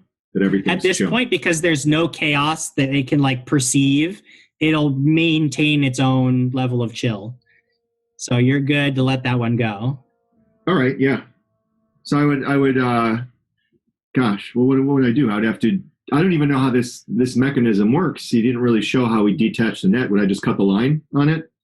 No, you basically just you had already I thought you had already taken the net off of the one pony and were just maintaining its column. So the net is, as far as I understood, it was back in the cannon. So it's already like loaded. Oh, it's already loaded? Yeah. I will venture in. Okay. I will. McCree, stay here. Stay here with the pony, and watch our chill pony. Okay. And he kind of looks up with the cigar in his mouth. Gives me a little nod, maybe a wink even. You ever see a bear wink? Gives me a little wink. Matt Mercenary, I just have a question. Does the bear have opposable thumbs that it can take the how does it take out? Does it stand up on two legs and take out like this? Yeah, it would with the claws. Yeah, if it did take it out, it would take it out. It just has it. Is it just claw impaled? No, it's not claw impaled. If McCree were to take, well, why would you take the cigar out until it's done? It's just in his mouth. It's there in his mouth and the side. I am sorry, Matthew. I was foolish to ask such a question. Perhaps you should go after that pony. So I make my way towards that maze. I make my way towards that maze, Jim. You get into the maze. Make a survival or perception check to see if you can find the pony. I'll do a perception. And 21. 21. That is a success. You come upon Sheog, who is like standing with the shocking stinger in her hands. Looks like she's like making her way up to this pony that looks like it's ready to bolt. And you come within sight of it as your second action. You do have a third action. What do you do? Sheog, I've got this. I've already calmed 2 ponies. I believe in myself. Am I close enough to attempt a check to soothe it, or no? I have to move up? Yeah, it does. It looks like it's about to run off. So if you can calm it down, it might stick around. I'm going for it, Jim. Okay. I slowly reach my hand out. It's okay, pony. It's going to be all right. Ooh, this is another. This is. I'm not going to jinx it. 18. That is a success. That is a success. The pony is calm. I touch that pony butt, kind of the rear haunch of the pony, and the one side next to the tail, and it's all right, pony. Shh, it'll be okay. And I look back at Sheog and wink, give her a wink. Very good, Matthew Mercenary. I touch that pony butt. Kanshaka, do you have anything that you want to do? It looks like everything's kind of okay. It sounds like a lot of the wild chaos in the hedge maze has calmed down. Is there anything that you want to do? Kanshaka is actually going to go over to the 2 relaxed ponies, so that all 3 are there. Okay. After noticing that his compatriots have taken care of everything, he's going to try to teach all 3 ponies how to sit. That would take at least a week of training. I have trained animals to feed him. I know you have that, but it doesn't transfer knowledge of complex commands immediately to a creature by looking at it. Jim, every large step takes 1. Cool. So, trying to teach 3 ponies how to sit, Jim. No, not today, but maybe very soon, Kanshaka. Are we out of order now? Are we Almost. The only thing to resolve is Oopsie. Because Oopsie, you've got the pony. It's chill. I just wanted to know, is there anything that you want to do except sort of lead it out of the maze? Now No, I'll guide it back.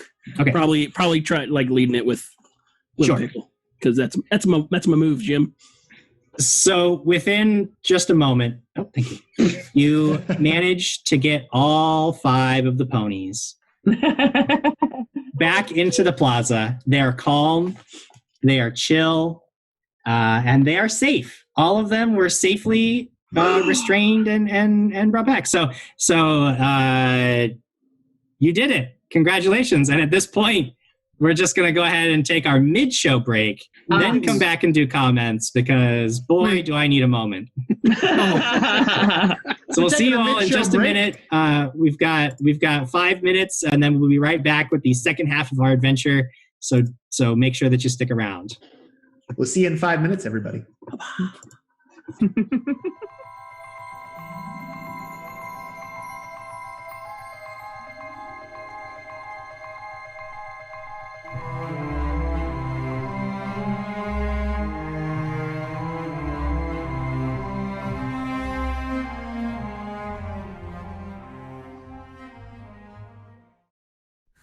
YouTube.com/the DaT Network. YouTube.com/the DaT Network. The DaT Network. Man, that's a mouthful. Heroic Endeavors can be found. No, Heroic Endeavors is. No. Watch past episodes of Dragons and Things Heroic Endeavors on YouTube.com/the DaT Network. Okay, I got it. All right. Now to record.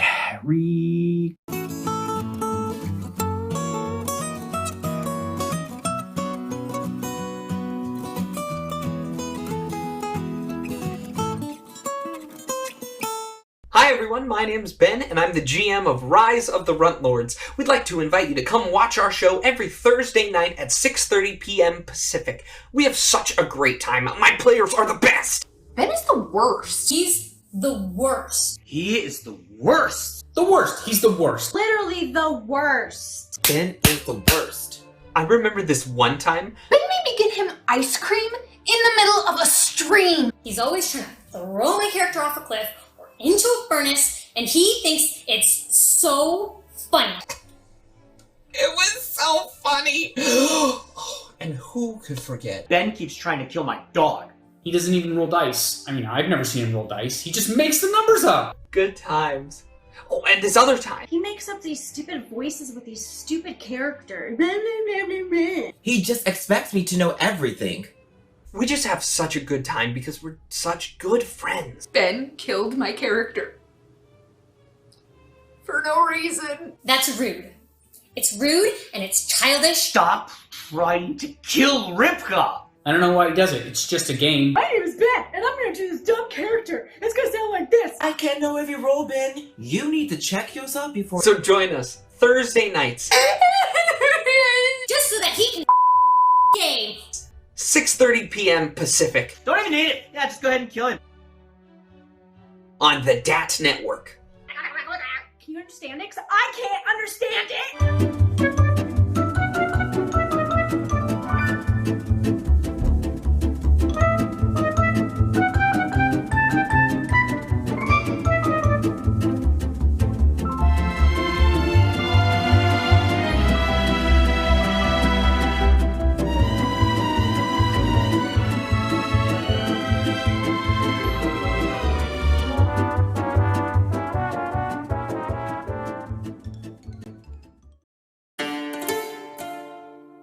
The games we play are the stories we create.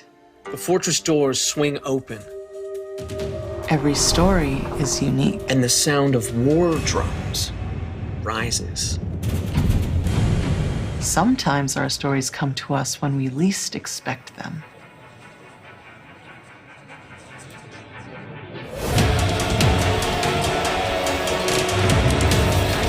We need to be ready no matter where inspiration strikes. And sometimes our stories are told over great distances. No matter where your journey leads you or how your story is told. The games we play are the stories we create. Sirenscape can help make yours epic. Sirenscape is searchable, fast, and customizable from any device with no need to pre-install any sound. Adding epic atmosphere to your game has never been easier. Hello, this is Sunrise Station. Please don't be the Scourge again. This is the Scourge again, isn't it? No, it's Egrooks. The place we are in just went into martial law, and we could use your help. Just thought you should know. I'm not dealing with it no more. This is a trick. Egrooks is Scourge backwards. I'm hanging up now. But really it is martial law! Ugh, oh well. Give me my dash gold!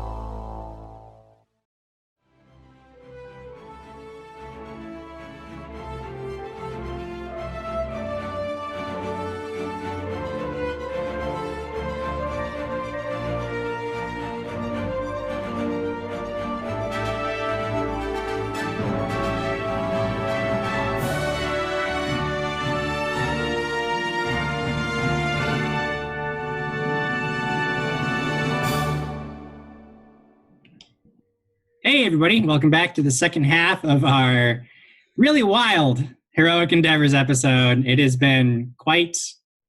I don't know what animals we're really rounding up. Am I rounding up the animals? I feel like I'm the one doing that kind of work. And the animals are my players. They are absolutely ridiculous. But I love it. We're actually having a really good time. If you are here from PaizoCon, welcome. We are super excited to see you. And it was really fun playing in PaizoCon earlier this week. So hopefully if you didn't see that, make sure that you go back through some of the past videos from PaizoCon and check out our Tuesday adventure that we ran, because that was also a good time. I don't know why I said before, but without further ado, why don't we go ahead and bring back the rest of the cast and get into some comments. Guys? Yeah. Comments. Batman Sarah leading it off saying, Jim Jam herds cats. Herding cats. That's right. That's what it feels like. Earlier, while some other folks grab some comments, I just wanted to give a really quick shout out to some follows we've had from Captain Slaymore, Gumby Thumbs, Kuretsu, It's Samatsa Girl. It's Samatsa Girl. Bedlam 66, Tim Buff, Saint Evil 666, Robot, Deadly Dolly, Ghost Rider 50, and Elf Tiro. Thank you all so much for following. Really appreciate it. Thanks for checking us out. Chat is really enjoying, like as a whole, they're really enjoying Matt Mercenary. Yes. I'm gonna go back and I read something really quick about that. I think people were upset with me touching the haunch of the pony. Someone said, Delirious 2019 said, "You're out of order, Matt Mercenary." Yeah, so that was the closest part of the pony I felt the pony was about to take off. So there was nothing inappropriate there. There was nothing inappropriate. You painted a picture. Painted a picture of horse whispering, and it was a beautiful thing. It was a beautiful thing. There was nothing wrong with it. And now we're moving on. In addition to the new follow, believe you. a couple subs. We got a sub from Delirious 2019, Penguin Witch Doctor, Silent H, The Cadence gifted 5 subs, and Zangarang Live gifted 5 subs. Thank you all so much. You guys are all going to get us to that 400 sub goal. It's going to happen. It's amazing. Yes. Thank you. And thank you for our buffs that we've gotten today. Thank you for the cheers from Nondrasex, Sarah BC1, and The Cadence, as well as everybody else who's been cheering throughout the night. We're going to need them, because if that's what it took to do the ponies, and now we have the dangerous creatures. Now we have the actual danger. Earlier, I saw a comment, and I just wanted to give it a quick shout. I saw a comment about our new transitions and wipes with the graphics. We've been working really hard trying to upgrade the look of the show, because obviously we're in quarantine times, and we just got time to kill,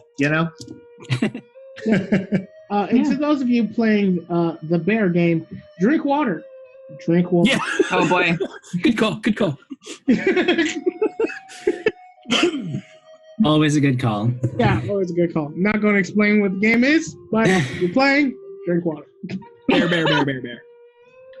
You all have calmed the ponies. You get them back down out of the market, and you take them over. There's actually, if you get them over to the zoo area, a lot of the zoo workers are busy. Their job is to basically get the animals that are being rounded up back into their habitats. So you are relieved of the burden of the ponies with much thanks, and sent back out. You know that you have 2 other sighting reports to follow up on. One of them is at a place called Holmo's Tomb, and the other is at the Cavaloshian Chronicle Press. Where do you go next? Well, we have taken care of those ponies. Great work all around, everyone. I was very proud and impressed with all of you. I apologize for my stature, as I seem to have frozen in the face of such heroics. But I assure you, my mind was racing as I unleashed a plan of my own, which Sheog enacted nobly. And I do tip my figurative hat to you, my lady. That was wonderful work. Wonderful, truly. Well, now that the ponies have been dispatched, are we to perhaps go take care of other creatures? Yeah. Printers, I think, was in place. To the press. Yeah, we should go to the printing press. Now the printers have been chosen. So I have made the decision, apparently, that the printers are where we are going. Oh. Okay, Bartimus, I follow you. Here we go. Just believe in yourself, Bartimus. I believe. And as I lead the party, Jim, Philip, my stuffed animal bear, who is my animal companion, a familiar, whatever it is, I don't know what alchemists get, I forget. He floats behind me and does a little dance. Kanshaka is dancing with your bear. I want you to know. And Kanshaka's bear. We're a 3-bear party. It's a 3-bear party. A dancing 3-bear party.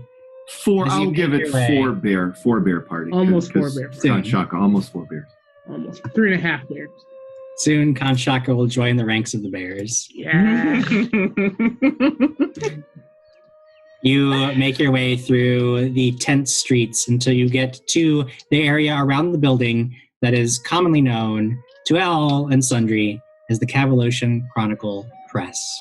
It is tense and quiet here. People are gathered around watching the building intently, and as you approach, a young man rushes up to you. He says, Hey, my sister went in there. She works for the Chronicle, and I tried to stop her, but she wouldn't listen. You got to go help her.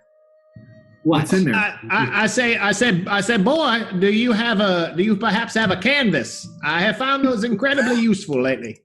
The child is not carrying a canvas, much to your shock and dismay. A pity. At the mention of his sister went in there, Oopsie. Oh, he just ran straight forward? Quigley's into this thing. Quigley's his way in there. You all watch in amazement or perhaps horror as Oopsie goes rushing towards the front of the building. The front of the press house is an absolute mess. There's a large front window that has been smashed inward. Apparently, the method of entry for whatever has made its way inside. As you pick your way across the broken glass and shelving, you get into a large, basically looks like just like a large office room with an open doorway. The door itself looks like it has been smashed inward, and from deeper within the building, you can hear the hum of machinery, though you are alone currently. But I wanted, before the boy ran off, would I have been able to ask him what was in there?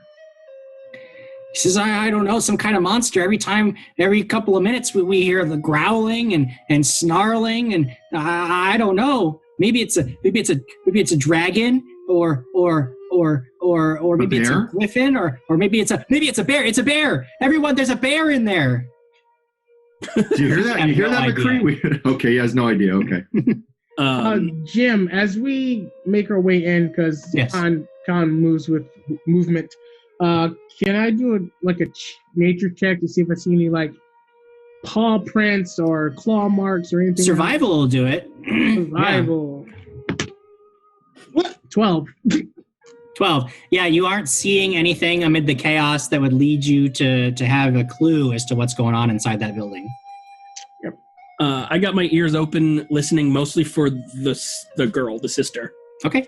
Like that's your companions sort of crawling through the window behind you.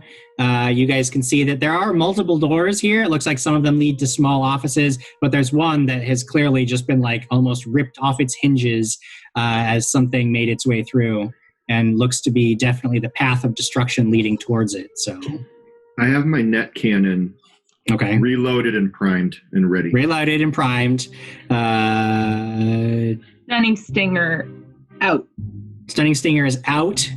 I have my 2 fisticuffs. At the fisticuffs. Kanshaka pets Barry.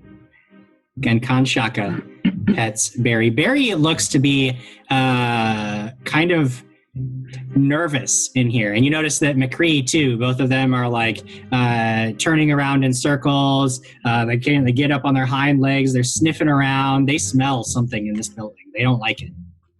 So I know that I said that we shouldn't really use force or anything that would harm the animals, but I have a bad feeling there's something big and dangerous inside here. So have those stingers. Are those stingers able to be prepped before, or it's in the... You can walk around with them charged, but remember, holding a charge is dangerous, and you'll be required to make flat checks as you move. Okay. I have a doubt, Matthew Mercenary. In hand is good, though. In hand will work, yes. Great. What's our marching order? What do we... You could walk 2 by 2, it looks like, with the way the building is set up. Come on, Bartimus, you be behind me. You have nothings. Ouch. Ouch. Well, I have my wit and my undeniable charm, my lady. He's got Philip. Okay. And of course, my dear friend Philip. Philip does little dance. And the pickle. I think I would Shayog, what if we walk shoulder to shoulder? I have a net, you have a stinger. I like this. Okay, and then Bar, we can protect the rest of the group. Okay, let's go. So you begin making your way through the destroyed halls of the press. Once you get further back into the building, the hum of the machinery goes much louder. And Shayog and Matt Mercenary, you guys are the ones in the lead. So why don't you both make a perception check?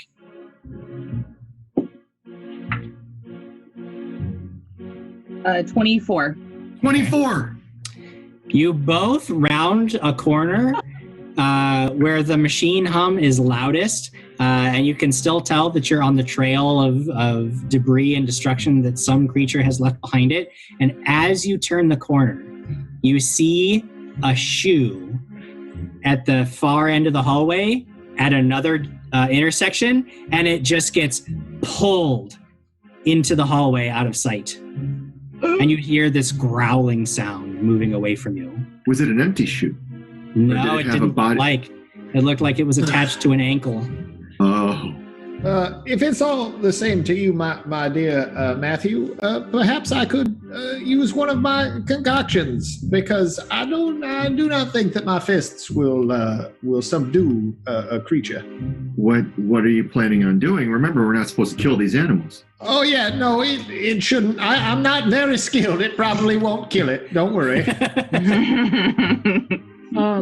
Did Khan also notice this, or? No, you guys are behind us. Yeah, you were behind those two, so they were the first ones to see it. And it happened very, very quickly. So I would just prepare them.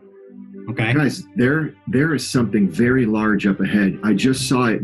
I believe it was a body. Shea, did you see that? It looked like it dragged a body quickly around the corner. That was very unsettling. We're ready. I'm ready. I'm ready to launch the net at whatever I see. So do we call it out to us, or do we go to it? His sister. Perhaps Kanshaka could try talking to the beast. I talk to animals. Well, yes, come here. Talk to animals. I have an idea, guys. I have an idea. So you watch as Matt Mercenary turns around. Mercenary turns around to McCree, and he pats his head, and he says, "All right, boy, this isn't for you. Just you stay right here." And he proceeds. He reaches down to his belt and he pulls out a whistle. Now, if you're familiar with this, if you're Oopsie and Bartimus, but I tell everyone, all right, be prepared.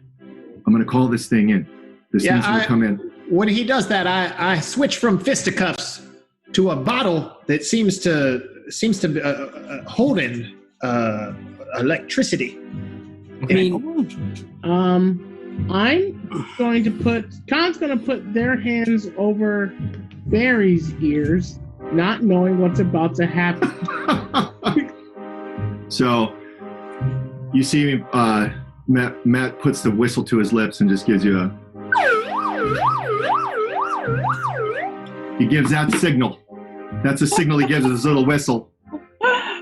And Philip does a couple flips in the air. And quickly, Philip does some flips, quickly puts the whistle back and preps the net cannon ready to shoot it and fire it at whatever type of creature So you were basically trying to lure this creature out towards you? Yes. The whistle sound echoes through the halls, and suddenly you all hear this thumping and scrabbling of claws on stone as you all now need to roll initiative. Hello! Initiative! This is fun. Oh, friends. Oh, this is great. Yeah, no, I'm very good at this game. I should play it more often. Did you also nat 1 your initiative? No, but I'm sure you will still go first. 18. 18 for all oops. Kanshaka? 9. Oh, no, Kanshaka. Sheog. 13. Matt Mercenary? 16. It was a 16. And Bartimus. So with your natural 1, you went on a 9. Well, my natural 2 gets me to a 5. I do so enjoy this game. Oh, Bartimus. So you thought you had made preparations. You thought you were prepared. But this thing moves so fast, and the sight of it is so momentarily frightening that it gets the jump on all of you and begins rushing forward. You see a large lizard, serpentine lizard, comes scrabbling on 4 legs around the corner, forked tongue flicking out of its mouth, and then it opens its jaws wide as it just charges in at Matt Mercenary and tries to grab him in the jaws. Grab him in my... Against your AC, a total of 14. No, so its jaws snap closed just in front of your face as it rears back and then tries to make a... Oh, I'm sorry, I forgot. It was actually a total of 15. I think that'll still be a miss, but it was a 15. Still a miss. Okay, and as soon as it does this lurching charge towards you, it tries to snap at you again for a second attack. That is going to hit armor class 25. Of course. We're level. I'm a level 1 ranger. So with its second strike, it manages to grab, it pierce you with its sharp teeth, and that is going to be 5 points of piercing damage. And it actually grabs onto you with its jaws. And I do need you to make a fortitude save. Jim. Oh no. Jim. Yes. Of course you would do a fortitude save. 19. Okay, you are okay, aside from the fact that you are currently grabbed. I am not and you have this thing's jaws just wrapped around your arm. McCree is incredibly agitated right now. He is absolutely agitated. He doesn't like this at all. But it is Oopsie's turn. All right. How tall is this? Like, where's the lizard's head height-wise? It actually is pretty low. It's a large creature, but it's low to the ground. So you can see through your companion's legs, you can see the scales and the claws, and you can hear the cries, but they are definitely in your way, and you don't have a clear line of sight to this creature at all. Now, because it actually only takes up like one space in the hallway, so you can move past it, but unless you move past it or past your companions, you won't be able to get to it for sure. Well, I mean, I mentioned it because I started in front of the group, and now I'm in the back, but that's okay. My plan, Oopsie flicks his wrist, and his sling unravels, and he's holding one end of it. He is going to Oopsie this heavily. He's going to run at the lizard.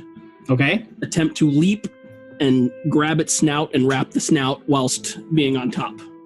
Like a gator wrangler type sitch. Oh, well, then let's start with an acrobatics check to leap. We're doing it. I'm going to pickle for luck.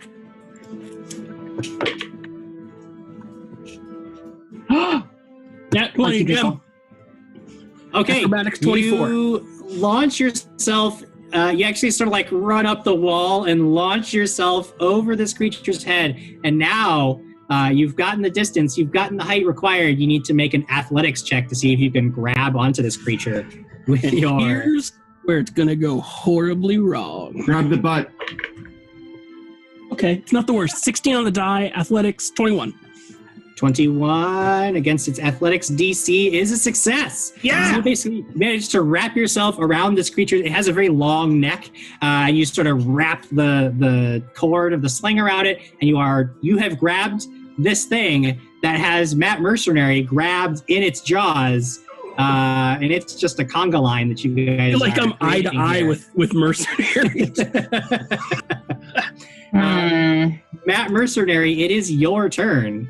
I feel this thing would have my leg clamped. Does it have it so it's low to the ground? Does it just have one of my legs in its jaws? I figured your arm because I figured you had like the cannon upraised and you were about to fire it, so it has its jaws wrapped around your arm. That's even worse because now I feel I can't. Surely I can't launch my net cannon at this thing now. No, surely you can't. You could try to extricate yourself with an attack roll or an athletics check. But otherwise, you would need to use a one-handed weapon. So you're going to allow me to roll an attack? It would be so basically, if you want to escape the grapple, you can roll an attack, like an unarmed attack, or athletics. Those are the two ways to escape that grapple. But otherwise, you would have to roll an attack with a one-handed weapon. Like if you have a one-handed weapon that you can draw, you could attack with that. I'm not going to draw a one-handed weapon. I don't want to hurt it. I want to break free. Sure. Jim, I want to break free. Okay. So I am going to try and I guess pry this thing's mouth open or do something. Yeah. And I'll give you a roll. Athletics is the check you're looking for then. Yeah. Not so good. So it's only a 13 total. 13 is a failure. Now this thing seems to almost have expected you to try to pull back. And as soon as you pull back just a little bit, it reacts incredibly quickly with predatory instincts and snaps its jaws again, digging its teeth into your flesh, dealing an additional 2 points of damage, and you need to make a fortitude save again. This real bad. Weight of guilt, Jim. Redemption. Glimpse of redemption. I don't know if you can react because I don't know. Let me hold on. Or 20. Hold on. 20 for my fortitude. Oh. Okay, you succeed on the fortitude save. An enemy damages your ally. I mean, yeah, it doesn't say. Yeah, so that's all it has to be. Can I then attempt? You actually, Matt Mercenary, you will not take that damage because Oopsie has the worst ability in the entire game and continuously uses it all the time. And I hate it. So I don't take that damage. So that was one action. I still have more actions. You correct? Still do have more actions. So I am not. It goes against my nature. It goes against my animal loving ranger nature. I'll reach down to my belt, grab my dagger, and stab this thing square in the head. I'm mad. I am bleeding profusely here. Hey, you are clearly locked in a life or death struggle. McCree is upset. I think the cigar fell out of his mouth. This is very upsetting. This is very upsetting. That's what hurts the most. So, Jim, 19 total for a dagger attack. Oh, that hits it. All right. Get him. And, I'm 1 second. Because you are grabbed, you do take a -2 penalty to that. So what is it then? 17? 17. Let me make sure that's correct, because I always, let's see, blah, blah, blah, flat-footed and immobilized. No, it's not a -2 to your attack. You're just flat-footed and immobilized, which doesn't affect your attack at all. So it's still a 19. That is a hit. Roll damage. 2 points of damage, because I'm not a strong person. 2 points of damage, but you do manage to draw some blood, and this creature wasn't expecting that. It thought it had you. It thought it was the apex predator here, but an angry Matt mercenary is something to be contended with. That was a pry. Now, does drawing my weapon is another action, and stabbing is another action, so that's everything. Yes, so draw and strike would be the final 2 actions for your round, taking us to Sheog's turn. Okay. If I use the stunning stinger, will that also sting Matt mercenary? And no, that will not. That will not sting those two. Okay. All you have to decide is how many actions you're going to use to crank this thing up. Can I use 2 and then fire for the third? Or you absolutely can. Okay. Here we go. So you just start, and all these sparks start coming out of the end of this spear-like stick. 19 on the die, so that would be 29. Dead body. That's a critical hit. So instead of dealing 2d8 points of non-lethal electricity damage, you will deal 4d8 points of non-lethal. 48 points of damage. 4d8. Okay. 48. Okay, hold on. Let's see. That's a 6. That's a 3. That's an 8. 18. Okay. And that is Holy a crap. 3. 20. Wow. 20 points of damage as you basically just jab this thing right under its jaw, trying to get it to make Matt Mercenary let go. And this burst of electrical energy goes flowing through the device. The creature jolts and gets hit for 20 points of non-lethal electrical damage. I can't imagine that I wouldn't take any of that. Yeah, I was like, with a crit. With a crit, I feel like we take a little bit of it. I mean, I wasn't gonna make you take the damage, but if you all want to take, listen. You would each take 1 point of damage, 1 point of non-lethal electrical damage per die rolled. So 4 points of non-lethal electricity damage. Oh no! I will happily take that. And It's not lethal. This is what happens. So sorry. That was an impressive turn, but this creature is an impressive beast, and it is still angry and thrashing, though you can see moving a little more sluggishly than it was. So it does become Khan Shaka's turn. Shaka. Jim, is there a way for us to do non-lethal damage with regular attacks?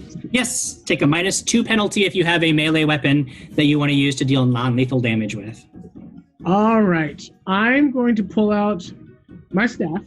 Okay. Whoa. I'm going to grab it with 2 hands. Yep. And bash the crap out of it twice. Try to knock this thing in the head. Take a -2 penalty as you pull your punch a little bit, but you can definitely make the attack. So only +4. Good. Remind you, I'm riding its face. So there's a natural 20 and a 22. Okay, so that's a critical hit. Yeah. So a crit is 2d8. And then, because a regular is a D8, so that's 2D8 plus another 2D8 because it's a crit. So 4D8 total, plus my strength for both hits is 2. So 4 plus 8. Your staff normally does 2d8 points of damage. If I use both hands with it. Ew. It's the worst. That's a big. He has a mighty staff. You're all banned from my game with these horrible characters. That is What about my character? That's 28 damage. You're the first to go. How much was that? 28. Oh. So you jab it with Sheog, you jab it, it gets shocked. Yeah. And then Kanshaka's like, out of the way, pushes his way to the front and just crushes this thing in the head. Oopsie, you managed to slide back out of the way of the blow just in time as this thing just full between the eyes, and it just drops immediately to the ground. Jim, I feel like I don't want to take any more damage, but I feel like that action would.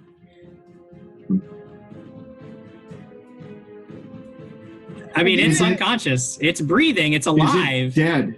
It is dead? It is not dead, but it is unconscious. So I check it. Succeeded. Give rope. Time out. Give rope. Let's. Yeah. Oh man. I pull rope out of my bag. And we get up there and we start tying this thing up. Sure. Make a survival check. You want to tie this thing up? Jim.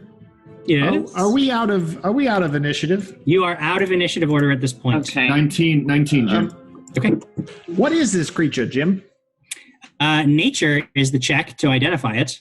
I was going to do that. All nature too. Let's see. Khan doesn't care. It's going to go around the corner and look for the girl. 22.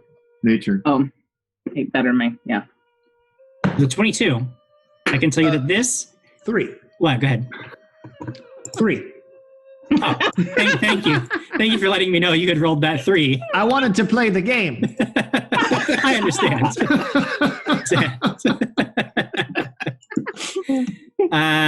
This is a giant monitor lizard. Oh, very dangerous creatures with poisonous bite. Have to be handled very, very carefully, obviously. But you did manage to subdue it. We tie it really well. I forget what my. What did I say? 19. You said 19 was your 19. survival check, so you managed to get it tied up pretty well. You're confident that you can transport it now safely between 2 or 3 of you because it is a very heavy beast. We should find that little girl. Yeah, Khan might be in danger. Khan stepped over all this and went to go look for the girl. Yes, Kanshaka, you get into this room with a very large, actually several printing presses inside, and it looks like one of them has been sort of like smashed up, and a whole bunch of material has been collected together to form some kind of nest. And in the nest is this girl, as well as a small clutch of large leathery eggs. And this girl is, she's just lying there. Little girl? Does not, sir. Oopsie check. Can I do a medicine check? I believe I can help this young child here. And Jim, I also want to go up with Oopsie and look over the young lady. Only 11. Medicine checks. Medicine, huh? Yep. Oopsie, she is alive, it seems like. But you can tell like her she's pale and wounded. She has a vicious bite mark on her shoulder. And I rolled a nat 20 for a 23 medicine check. Michael Jordan! Not only is she alive, but she's in continued danger because it does look like she is currently under the effects of the monitor lizard's venom. And she may get worse very soon here unless you have some way to stop that. Well, Jim, I might be able to play this game here. Hey, Bartimus, everybody. I don't know. We'll find out. I would like to give her an antidote with quick alchemy. Okay, so you very quickly mix some of the reagents and pour this antidote over the wound and some of it into her mouth, and she the paleness of her flesh begins to sort of recede. She gains a little bit of color. She breathes a little bit easier. Some of the swelling around the wound goes down, and it looks like you have counteracted the venom. And once she makes a natural recovery, she will be all right, thanks to your efforts. Does she open her eyes? No, she's still unconscious, probably just from the sheer amount of the size of the wound. I said, Matthew, Sheog, will you take her for me? I am but just poor Bartimus. Yeah, we carry her out. Let's go, Matthew Mercenary. But Jim, I very carefully wait because those eggs are going to be mine. Okay, so they and it's just Oopsie and Bartimus whistling, standing by these eggs. We look at the eggs, and I look at him, and I eye him up and down, and I say, "Pickle for your egg." Pickle for Oopsie new friends. No. I give you a pickle for the. No, these are mine. You see, before I have saved the girl, and this is my bounty. No. Oopsie, take one. Oh, Oopsie, take one. Yes. All right. Here, I will choose it for you, and I hand him an egg. I say, now run along, Oopsie. Can I nature check and see if it's still viable? Sure. 15.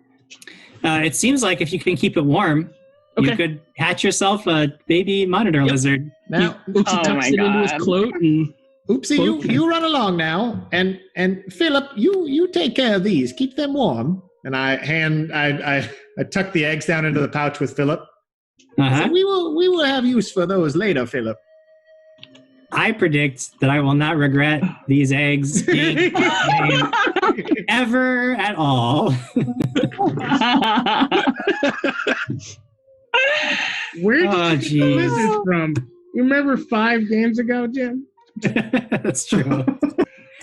So you have successfully dealt with the monitor lizard, saving the life of one of the Cavaloshian civilians. You do know that there is still danger at the tomb of Holmo's Plaza, or at Holmo's Tomb Plaza. Well, it certainly is a good thing that we came here right away, everyone, and did not dally to come here and save this young little girl, because otherwise she could have been in grave danger. So it is very good that we did not hesitate at all, and we hurried here. Okay, Bartimus. Where you want to go now? I would love another adventure. Perhaps there's one last place. Tomb. To the tomb. That sounds like a riveting place. To the tomb. Dangerous. Holmo's tomb is a large fountain with a statue of Edmund Holmos, a famous knight from the Draconic Purge of Drakeridge that marks Thaspier's founding years. The knight is buried beneath the fountain, and it is a great public plaza where many gatherings are held and citywide announcements are made. Now, there are screams, roars, and shouts coming from the plaza that you hear as you wind through the city. When you arrive, you see quite a sight, because there are not one, but 2 mighty beasts here, and they appear to be fighting. There is a great golden tiger that dances around a massive crocodile, trying to claim the fountain as its own. Both beasts appear unbloodied, but moments away from trying to kill one another. If you hope to recapture these beasts alive, you're going to have to in the middle of this brawl, but not before we take a moment to chat with our fans. All right. I see what you did there, Jim. Yep. It's time for a comment break. I set aside a comment earlier from Delirious 2019 saying, my wife is watching some of this episode with me and now thinks Pathfinder is all about weirdos wrestling bears and ponies and touching pony butts. It is about all of those things exclusively. Not wrong. I believe that's what it is. Also, Zangarang not liking trying to trade an egg for a pickle. I think she. But Zangarang also, I don't mean to grab all these, but I just wanted to mention Zangarang also dropped 10 gifted subs, as well as I'm in for life gifting 10 subs. But Zangarang coming out earlier and saying, now I am the leader. because she is winning in our chat for the most gifted subs this week. Wow. Nice. Wow. Thank you. Holy Thank you so Wow. So my very good friend Scott Denuzzo says, is it Christmas? Nakatomi Plaza? Is that where we are, Jim? Nakatomi Plaza? No, Yes. we found out it wasn't. It isn't Christmas until the tiger falls from Nakatomi Plaza. Now I have a machine gun. Ho, ho, ho. The tiger has a machine gun. You are all done. I've had enough of your shenanigans. It's machine gun tiger time. Oh my Lucas Martinez says, just saying, fan art of Oopsie having the egg inside a baby Bjorn is pretty funny. And I agree. It's going to be good stuff. It's going to be good. Unless he accidentally pickles it. Wow. Oh, man. I got to give some more credit to Delirious 2019 earlier saying, this is a weird episode of Tiger King. That's I said that comment aside as well. That was a good one. That was a really good one. Crossbear 18 wants a team up with Matt Mercenary and Bartimus. He thinks it's great sitcom fuel. We are a great team, clearly. That'd be good. Let's see here. Oh, sorry, I got distracted. Go ahead, everyone. Well, it is time to go ahead indeed. We should just roll initiative. Right. All right, roll initiative. Get the screen up. Hold on, I gotta start the battle music. Okay. Should I bother to roll these things? Were of great help in the previous scenario, Bartimus. You saved that girl's life. You go back and watch the tape.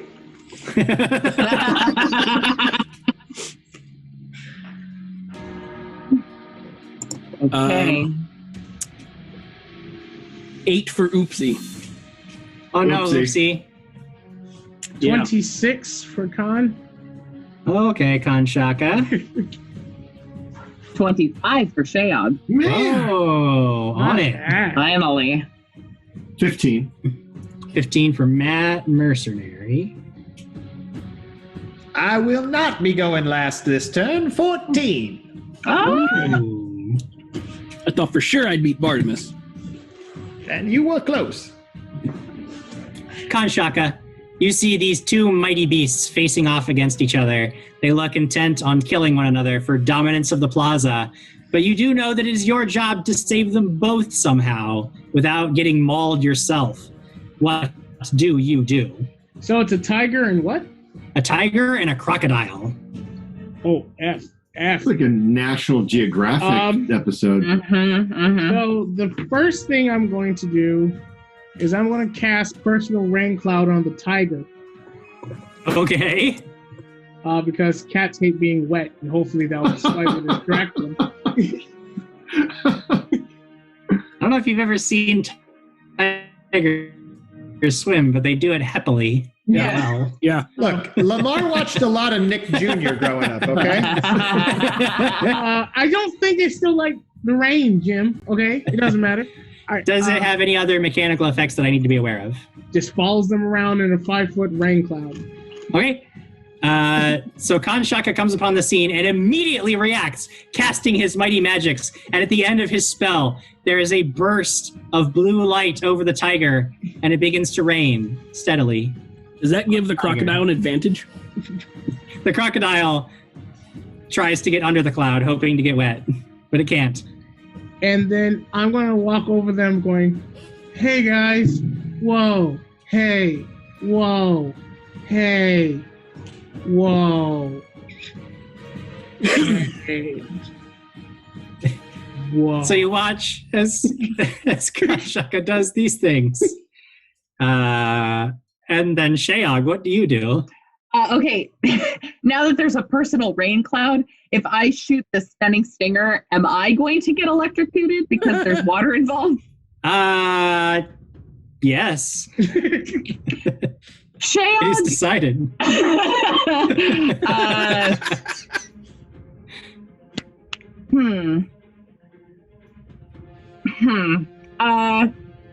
Is there... Well, there's water on the ground. I'm just wondering if I threw my soap in there, if it would make it super free, and then both of the animals just kind of face plant into the ground. You want to throw a bar of soap into the melee? Yeah. So I just want to paint a picture. So you come upon this scene of two apex predators like mauling each other. The first reaction is rain cloud over the tiger. Second reaction is throw a bar of soap, thinking this will make them both fall on their butts and then combat over. How many fights would continue if it started raining and soap was thrown? All fights would stop. I don't care if it's a tiger or an elephant. You've seen the Matrix. Right? They fight in the rain viciously. No, hold on. You said these are apex predators, Jim. There's dragons in this world. No, these are apex predators. That's the focus that we should. That's the tangent we need to go on. Shayog, throwing your soap does nothing. It does not affect the combat in any way. Then can I take out my rope and take a flying leap onto the back of this alligator? Absolutely. Absolutely. Flying leap on that crocodile. Yes. I just want to say at this point, Matt Mercenary locks eyes with McCree, and we're just so confused. We just look at each other, knowingly that this is one of the most ridiculous things that we have ever seen in our lives. It's intense. I stand by my rain cloud every time. Is that an acrobatics or an athletics? To get. If you want to go tangle with this creature, it is going to be an athletics check. Okay. 25. Yeah, you managed to grab onto it. You are now wrestling the alligator or the crocodile. Yep. Great. Nice. It is the crocodile's turn, and it does not like being grabbed. So it is going to try to struggle free, first of all.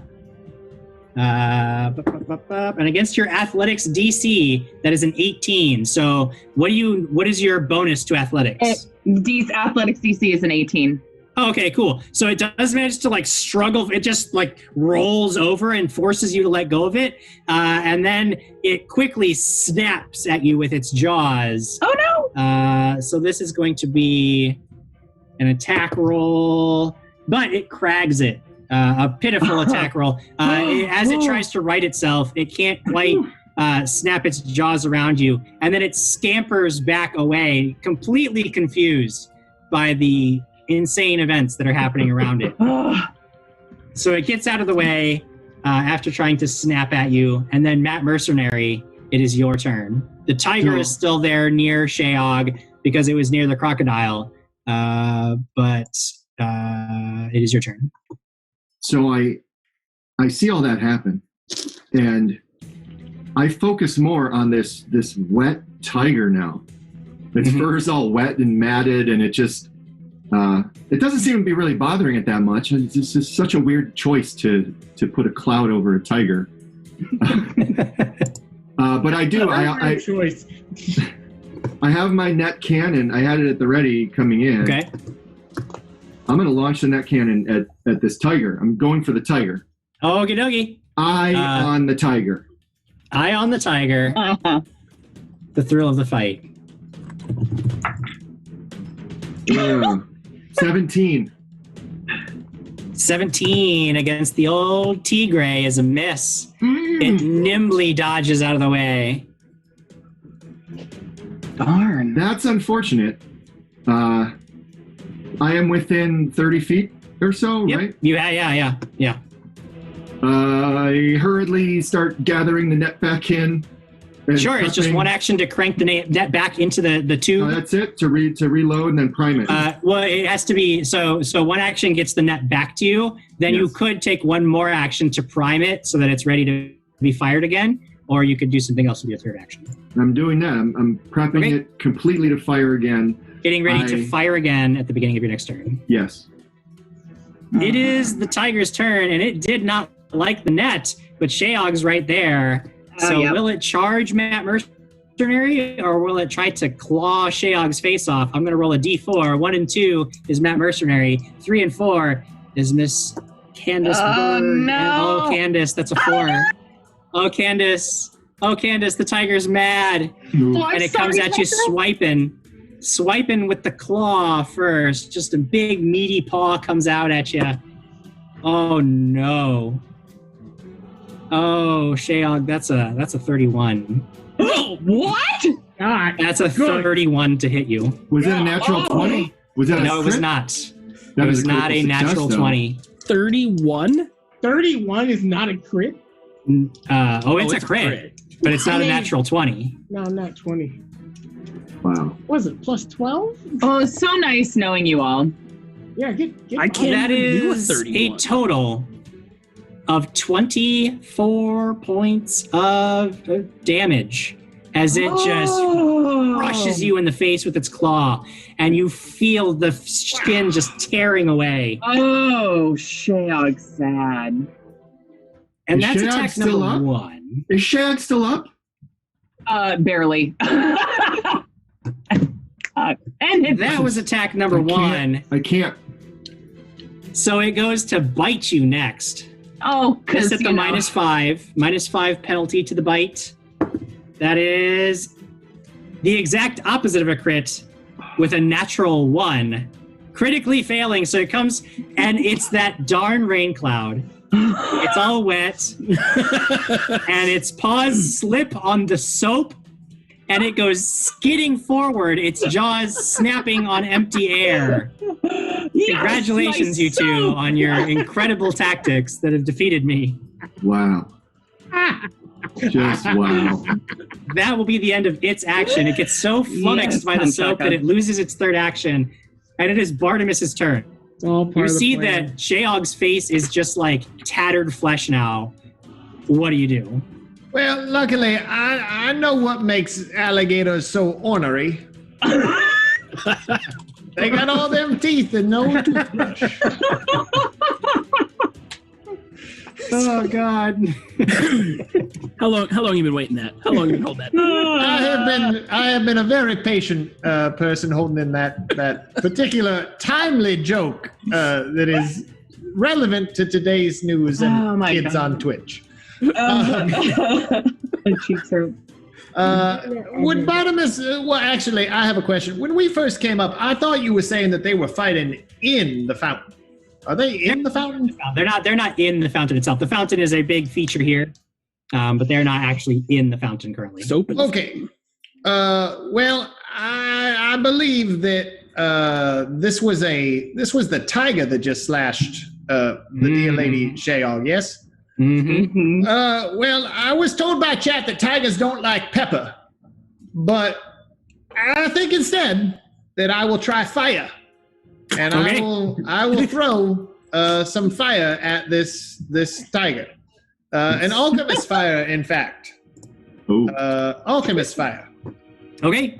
So I will pull out my potion, mix it up, and say, "My dear Lady Shayog, cover yourself, for there could be fire coming at you." Okay, Bartimus.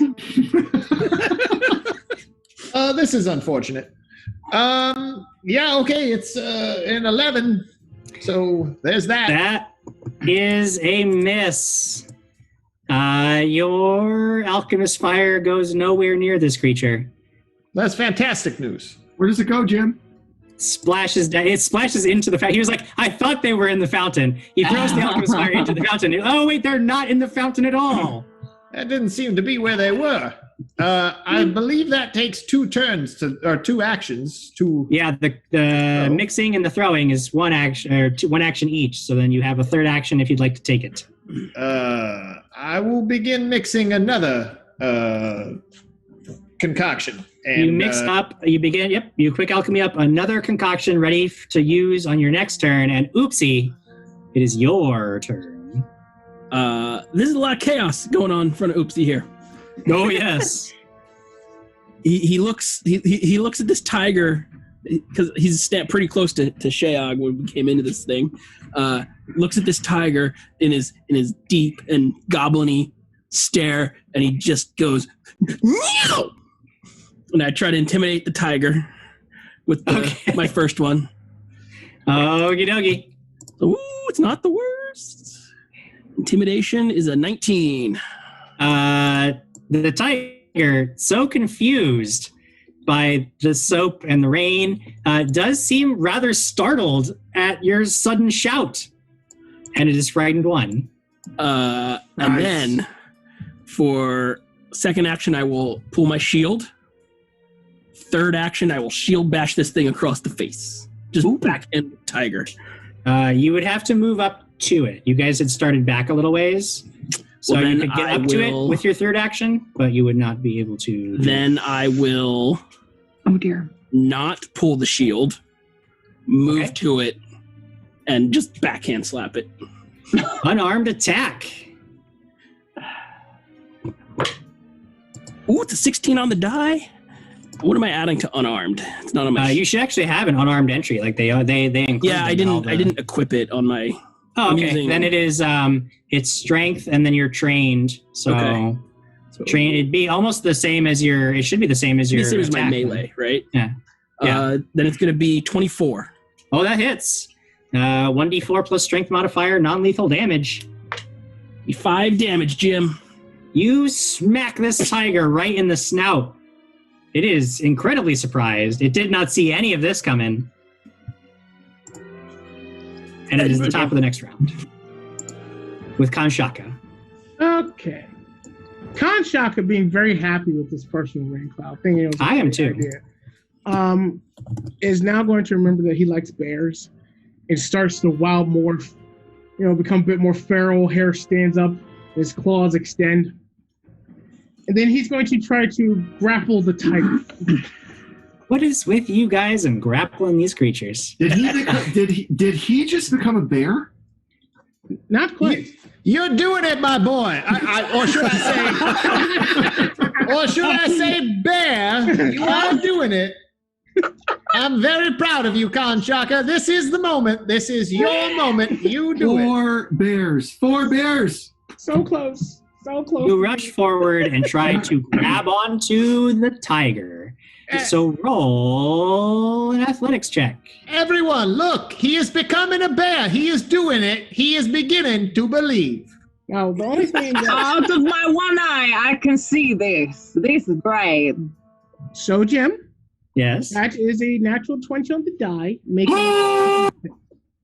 Wow! Yes. You grab this wet tiger around the neck. No, it's by the toe. And it is grabbed by you, Mr. Shaka. Oh, goodness. You transformed, you moved, you grabbed. It is Sheog's turn. Okay. Sheog is going to crawl away just a little bit. With one action, you can crawl 5 feet. So you crawl 5 feet away. Crawl 5 feet away. Okay. Take action. up my stunning stinger. Yep. And charge it. Okay. I think that's as far as I can go, right? Yeah, it would have 1 charge. Yep. Now, you've ended your turn with the stunning stinger charged. So you need to make a DC 6 flat check, or the weapon will discharge suddenly. So roll a D20. Okay. You do it. You need 6 or higher on the die. 7. You barely managed to maintain control of this weapon. Riding that line, are we? Riding the line. Oh, no. Okay. That was terrifying. Okay. Is now... What? Oh, I just thought you froze for a second there, Jim, but you look good. You look good. Okay, everything's good? Good. Yep. It is now the confused crocodile's turn. It sees that its mortal nemesis,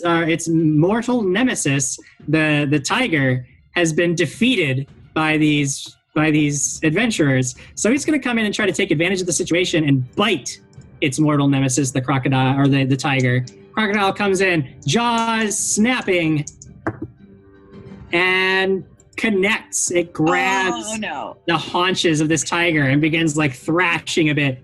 The tiger howls in agony and takes a lot of damage. You see blood and fur get ripped off the back of this tiger. And the crocodile grabs with its jaws. So this tiger is held not just by Kanshaka, but by the crocodile as well. And they're almost like it wants to start a tug of war with Kanshaka. And that is its actions. So it is Matt Mercenary's turn. This is horrifying. I am absolutely mortified with what I'm seeing. And I was going to attempt to just try to capture Kanshaka and the tiger together in the net, if that would have been possible. But now, that would have been amazing. So, but is the crocodile holding? Is the crocodile have a hold of the tiger still? Yeah, it like clamped its jaws around the tiger's haunches and it's just like tearing. Looks like it wants to kill the tiger. Oh no! So how many creatures can this net grab?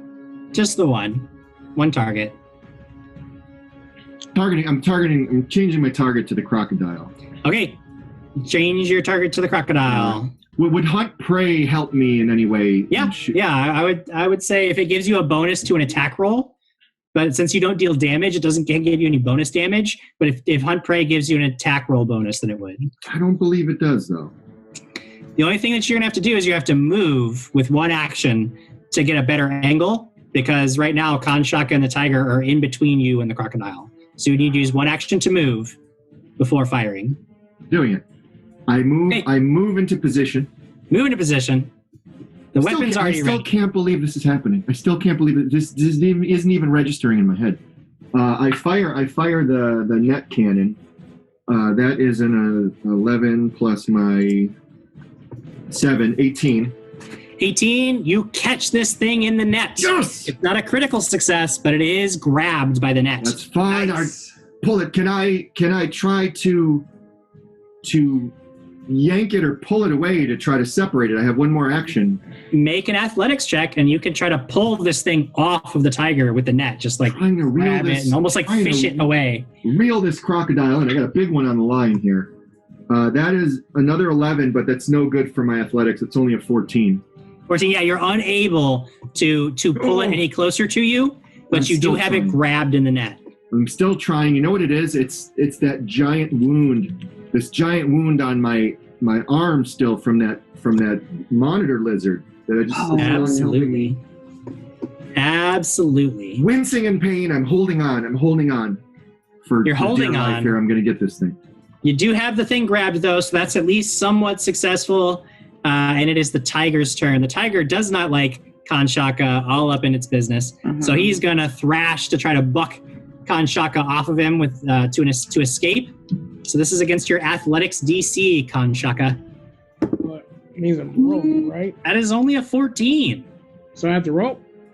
You don't have to roll. What do you add to athletics? 6. 6. So your athletics DC is 10 plus that, so 16. So a 14 doesn't make it. It can't thrash free. You managed to just tighten your grip around it. So rather than try to thrash free again, it is just going to try to get you with its claw. So this is at a -5 because escaping is an attack action. So this is going to take the normal penalties for attacking twice. Probably doesn't get you. Kanshaka's saving the day, 13 against your armor class. Does not hit the con. Yes. Does not hit. It is going to try one more time. Jim, you do have a Bit Boss Battle Box reroll. Oh, I do. You say. Thank you, Mr. Rady. I do, you say. You should thank the fans. They provided this. Forgot about modifying the game through donations. Let me see. I think that I'll go ahead and make my third attack to try to bite Kanshaka. We'll see how that goes. That is a 10 total, but I will re-roll that.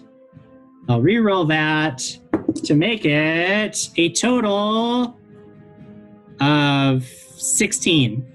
Does not hit. Gah! That's a waste then. Stupid. I hate it. Good job, Bartimus. Good job, Bartimus. So this thing is just thrashing and biting and clawing and snapping, but Kanshaka heroically and manages to just keep his grip and wrestle this tiger to the ground. When I was younger, I was a rodeo clown. It is Bartimus's turn. Do it, Bartimus. Oh, yeah. All right. Well, I was mixing up another thing, so I will use that thing.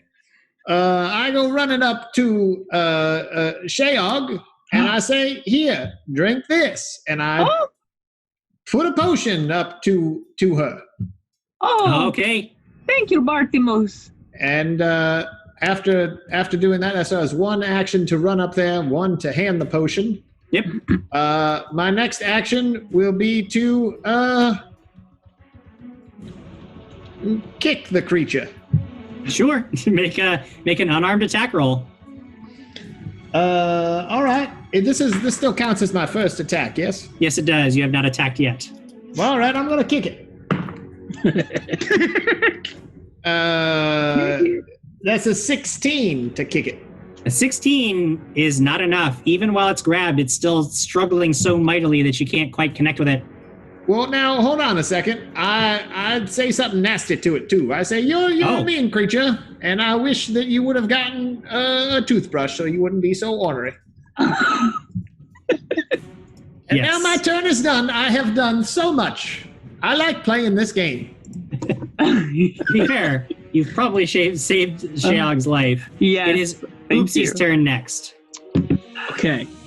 So directly in front of me, Kanshaka is riding the tiger. In a manner of speaking. And then how far away is the the crocodile in the net?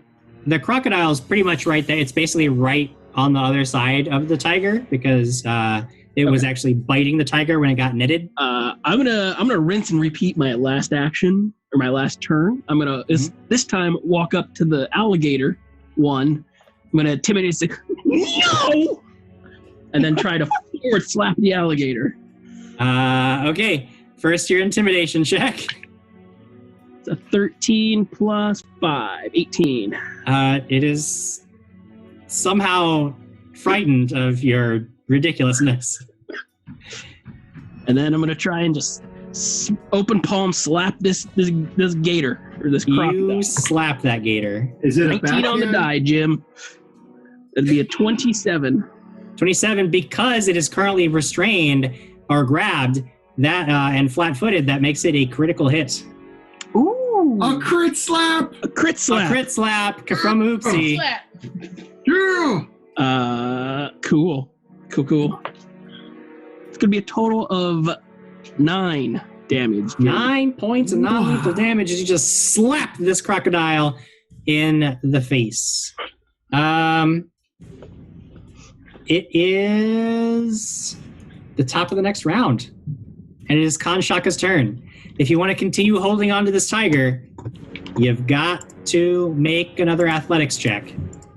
Okay. And you know what they say about wrestling the tiger? Once you grab on, do not let go. Ooh, athletics? Yep. 15? Ooh, no. Oh, no. As it's thrashing and it's getting covered in soap and water, it becomes too slippery to hold and it slips right out of your grasp and turns around and opens its mouth, lets out this tremendous feline roar in your face. You know that it's about to take you apart and you have used one action. What do you do? Jim, if Tom remembers properly, the rule was to get the animals back alive and safe, correct? That is your job. And a tiger is technically a living creature, correct? Oh, a tiger is a living creature. Okay. Khan's going to swipe at it twice with his hand claws. Okay.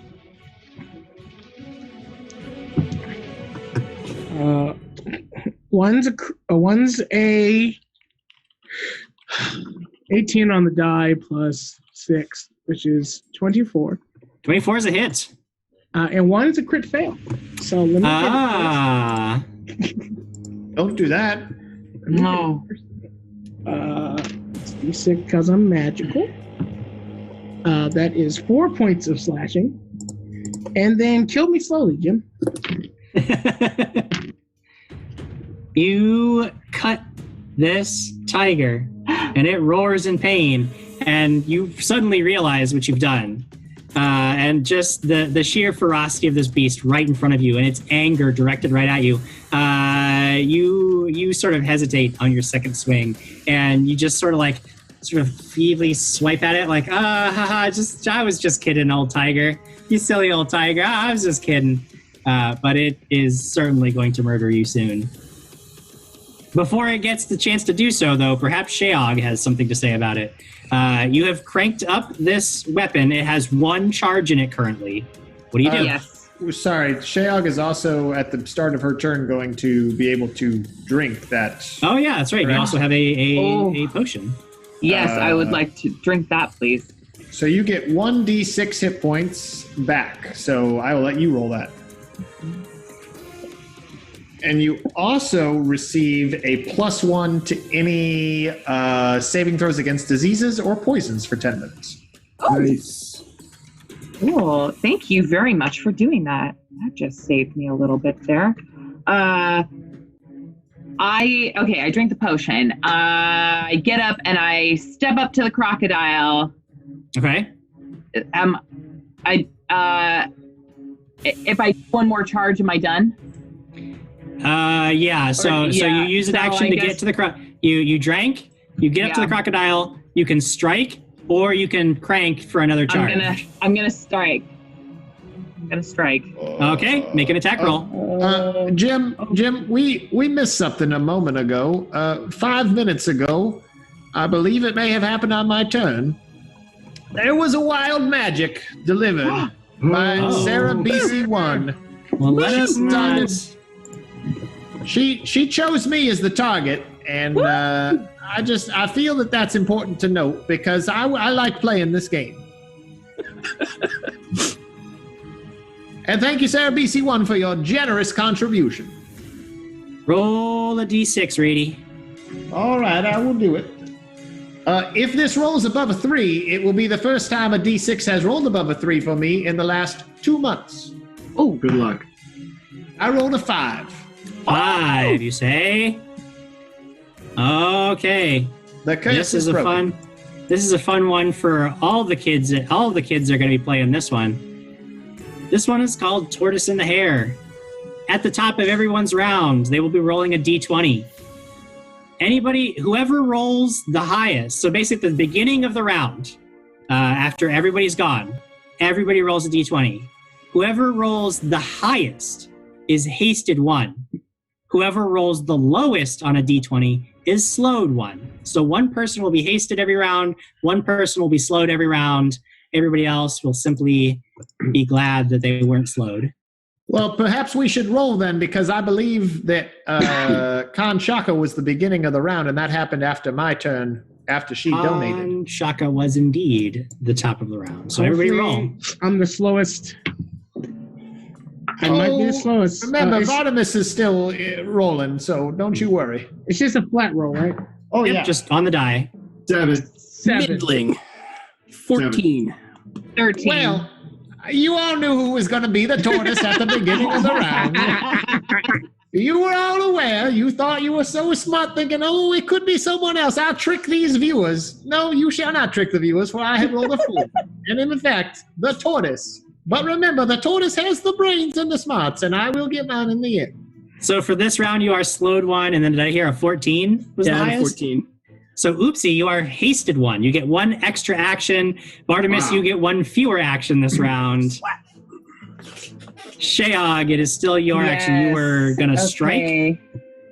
Oh, you're kidding me. I got a 20 on the die. Woo! That never happens. So 30. 30 is a critical hit. Not only do you get a critical hit, so you had 1 charge, that's 1d8. It's a critical hit, so that's 2d8 points of non-lethal electricity damage. Oh boy, put it down. Put this thing down. 2d8, that's a 6. There have been a lot of... And that is another 6. 12? 12 points. You Tell me just... that did something. You zap this creature while it's thrashing around in the net. electricity arcs through its body and it like struggles. It's still up. It's a powerful beast, not so easily put down. But you did deal a significant blow to it, and you can tell that something else, another one like that, and you might just be able to put this thing down for the moment. Okay. But that was your third action. Yep. And it is the crocodile's turn. The crocodile is angry, and it is actually going to try to flee by making an athletics check against Matt Mercenary's athletics DC. And if it succeeds, it will drag Matt Mercenary with it. Is my athletics DC 10 plus my athletics? 10 plus your athletics bonus. That is correct. That's garbage, but okay.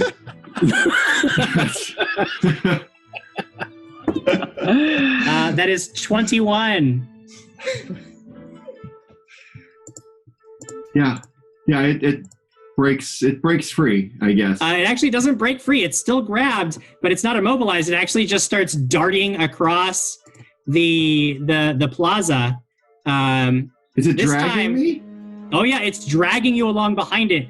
This time it actually does. It leaps into the fountain and drags you up over the lip of the fountain. You like clunk your head, and you are now splashed down into the fountain with it. Oh god. That is the crocodile's turn. It is Matt Mercenary's turn. What do you do? I have to get up. Sure, you stand up. I stand up. I'm soaking wet. I'm in the fountain. Did I lose grip of the... No, that's how it was dragging you. You still got this thing in your grip. You do need to make an athletics check to maintain a hold on it, because it's still thrashing and struggling in the water. Come on, why is this dying? I believe in you, my dear boy. Hold on tight. Natural 20! You did it! Not only do you still did maintain it. your grip, but it goes from being grabbed to being completely restrained. It is now it couldn't possibly do what it just did to you again, as it just gets completely wrapped up in the net. It was my belief that got you there. That was a Michael Jordan. That was a 23. That was a 23 total. I have this thing. I have full control over this crocodile now. Yes. That was my one turn. That was my one action.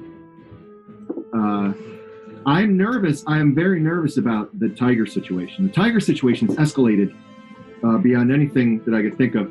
Yes. Is McCree able to grapple a creature? Is he able to no? I think so. I don't know. I don't know.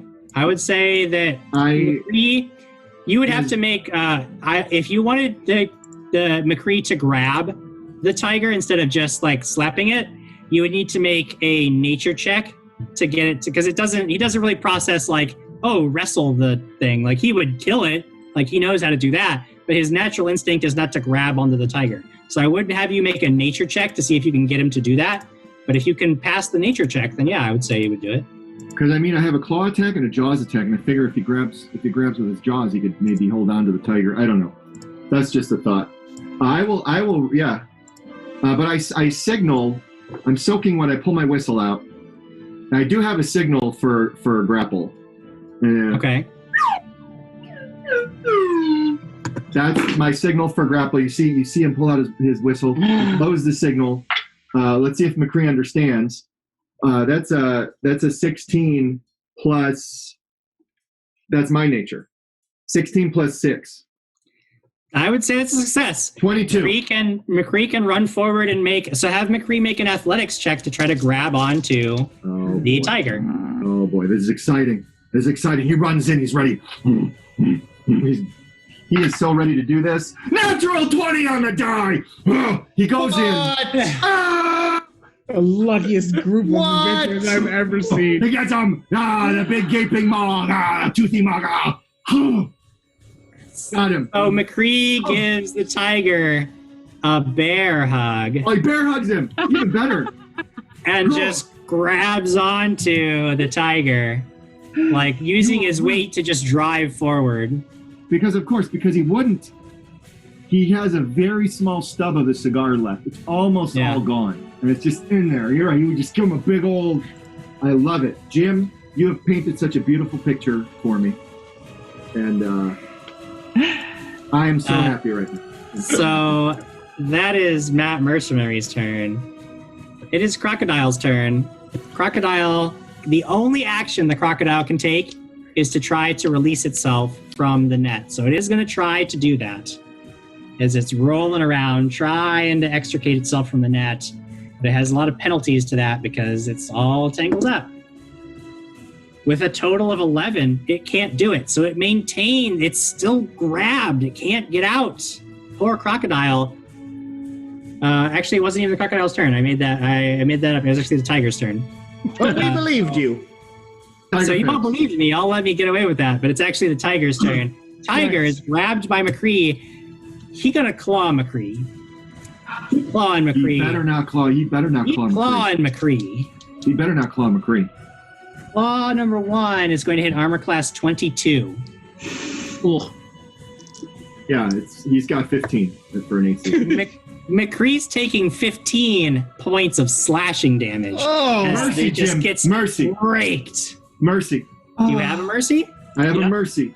I have a mercy from Iron River Life. Reduces it by 1. Reduce the damage to 14. Okay, here, take my mercy.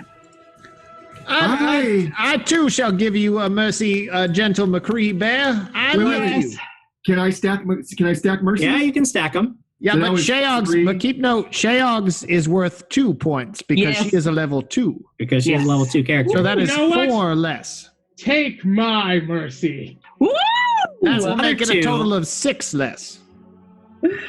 So this is beautiful because that was bad. That was real bad. I was about to fall. I was about to fall down in the fountain. McCree! Okay. I did notice that our champion friend did not volunteer. I did notice that Jim said first attack. I did know that was just its first action. It does have another action, which is to claw. Oh no. To claw a second time. That's a natural 1. Oh! Natural 1 as it tries to rake its claws again on McCree. But it fumbles badly, losing its third action. I mean, just flat out losing its third action because of its fumbling strike. It is Bartimus's turn. Oh, but of course it is. Thank you, Iman for Life. Thank you, Iman for Life, for giving mercy to McCree, saving a bear's life. You saved a bear's life today. That is a tiger who is still up. Yes. Oh yes, tiger's mad. All right. Well, you tiger, I may be slow, but that's pretty much what I am right now. I'm gonna take a quick alchemy. Okay. And does slow mean that I can move slower, or I have lost one? You lose action. 1 action. All right, so I can still grab and throw, basically. Yep. All right, then I shall do that. And I don't deal with anything less than lethal damage, so I shall do lethal damage. What did you mix up? Well, I decided that the best thing for me to do was to hit it with bottled lightning. Bottled lightning. So, here goes.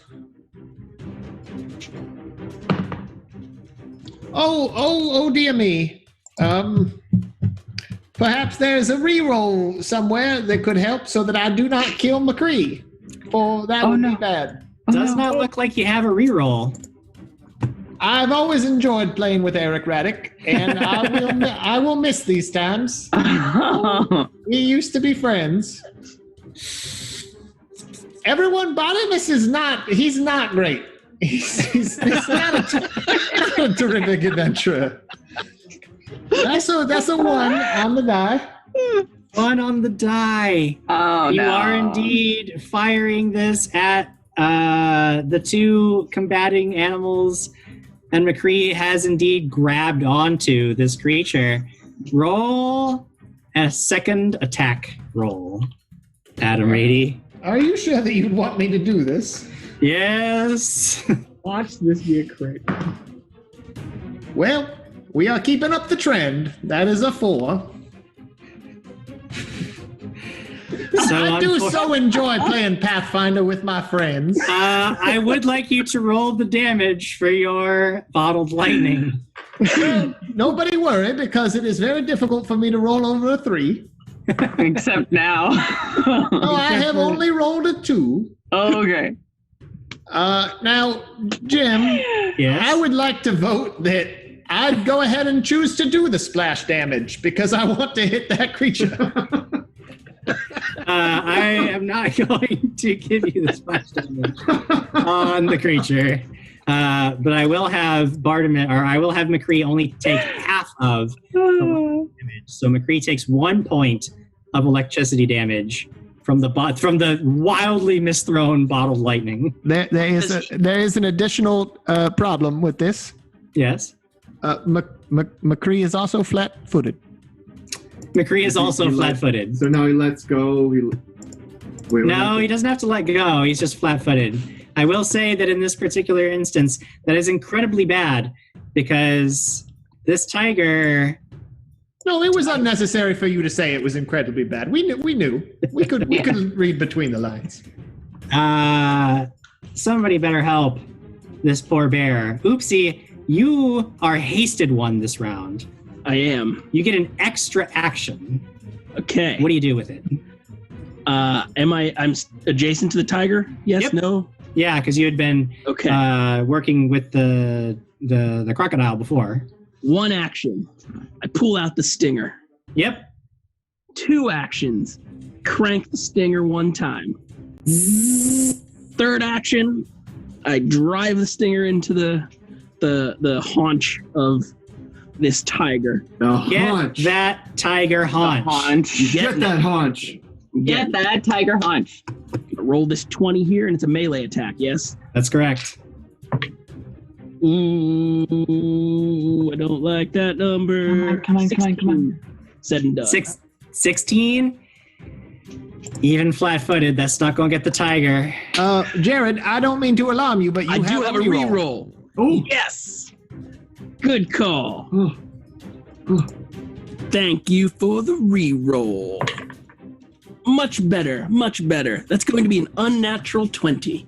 An unnatural 20 will hit. 2d8 points of damage. 2d8 points. Ooh, 1 is the Dragons and Things logo. Knock that tiger out. And the second one is the Dragons and Things logo. Whoa! Damage! You just jab forward with the shocking stinger, and there is an explosion as some of the rain from the personal rain cloud falls down on the end, the electrified stick, and electricity just blasts through the tiger, and it actually gets knocked backwards, almost toppling McCree over as it gets blasted back from the shock of the blow, and it just lies there after the smoke clears.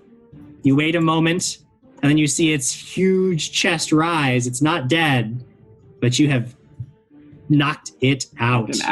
Oopsie saves the day. Woo! And for good measure, I'll lay of hands on McCree. All right. McCree is getting back how much? 6 points back. Oh, 6 points to McCree. McCree's feeling better. The tiger's down. Wow. The crocodile is almost down, and it's all tangled up, and it's probably going to go down this round. But before we resolve that, wild magic activates again, and I need everybody to roll a d20. 18. From first to worst, Jim, I'm the turtle. You shouldn't count yourself out yet, my dear boy. Well, I've rolled a natural one, my friend. Oh, good. I got a crag. I cragged it. I rolled a Katie. I got a 5. I got a 12. I believe I heard an 18 in there. That's me. Then you are the hare. You get 1 extra action this round, and it is Oopsie who will be getting 1 fewer action this round as everything slows down for him. Cool. On Shaka, not only do you get to the extra action, but you get to go first. Ooh, perfect. I'm going to use my haste action to ask Barry the bear, to come and join me. Okay. As we go over to the crocodile. Okay. And together, we're going to non-lethal punch the crap out of it. Yeah! Punch that crocodile.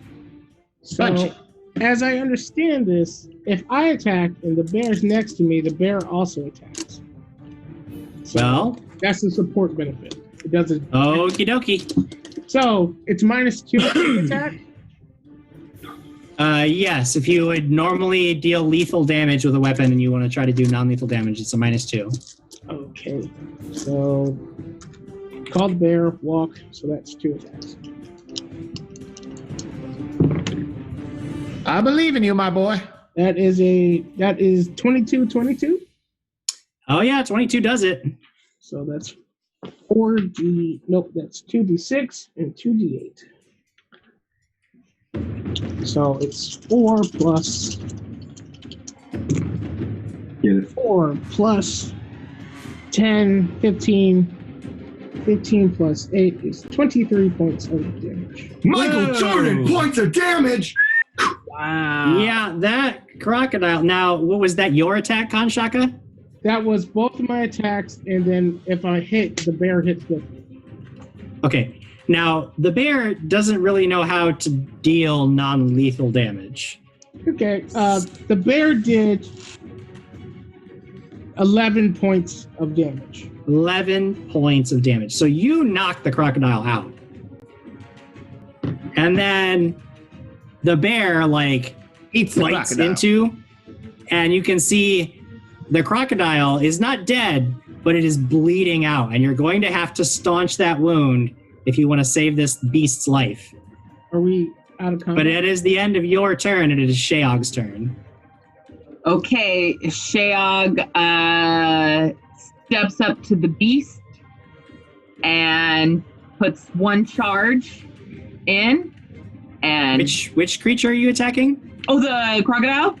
Yeah, the crocodile got knocked out. It's bleeding now, though, unfortunately. So it's if you want to He's shock going it, for the coup de grace. you just want to end up the crocodile.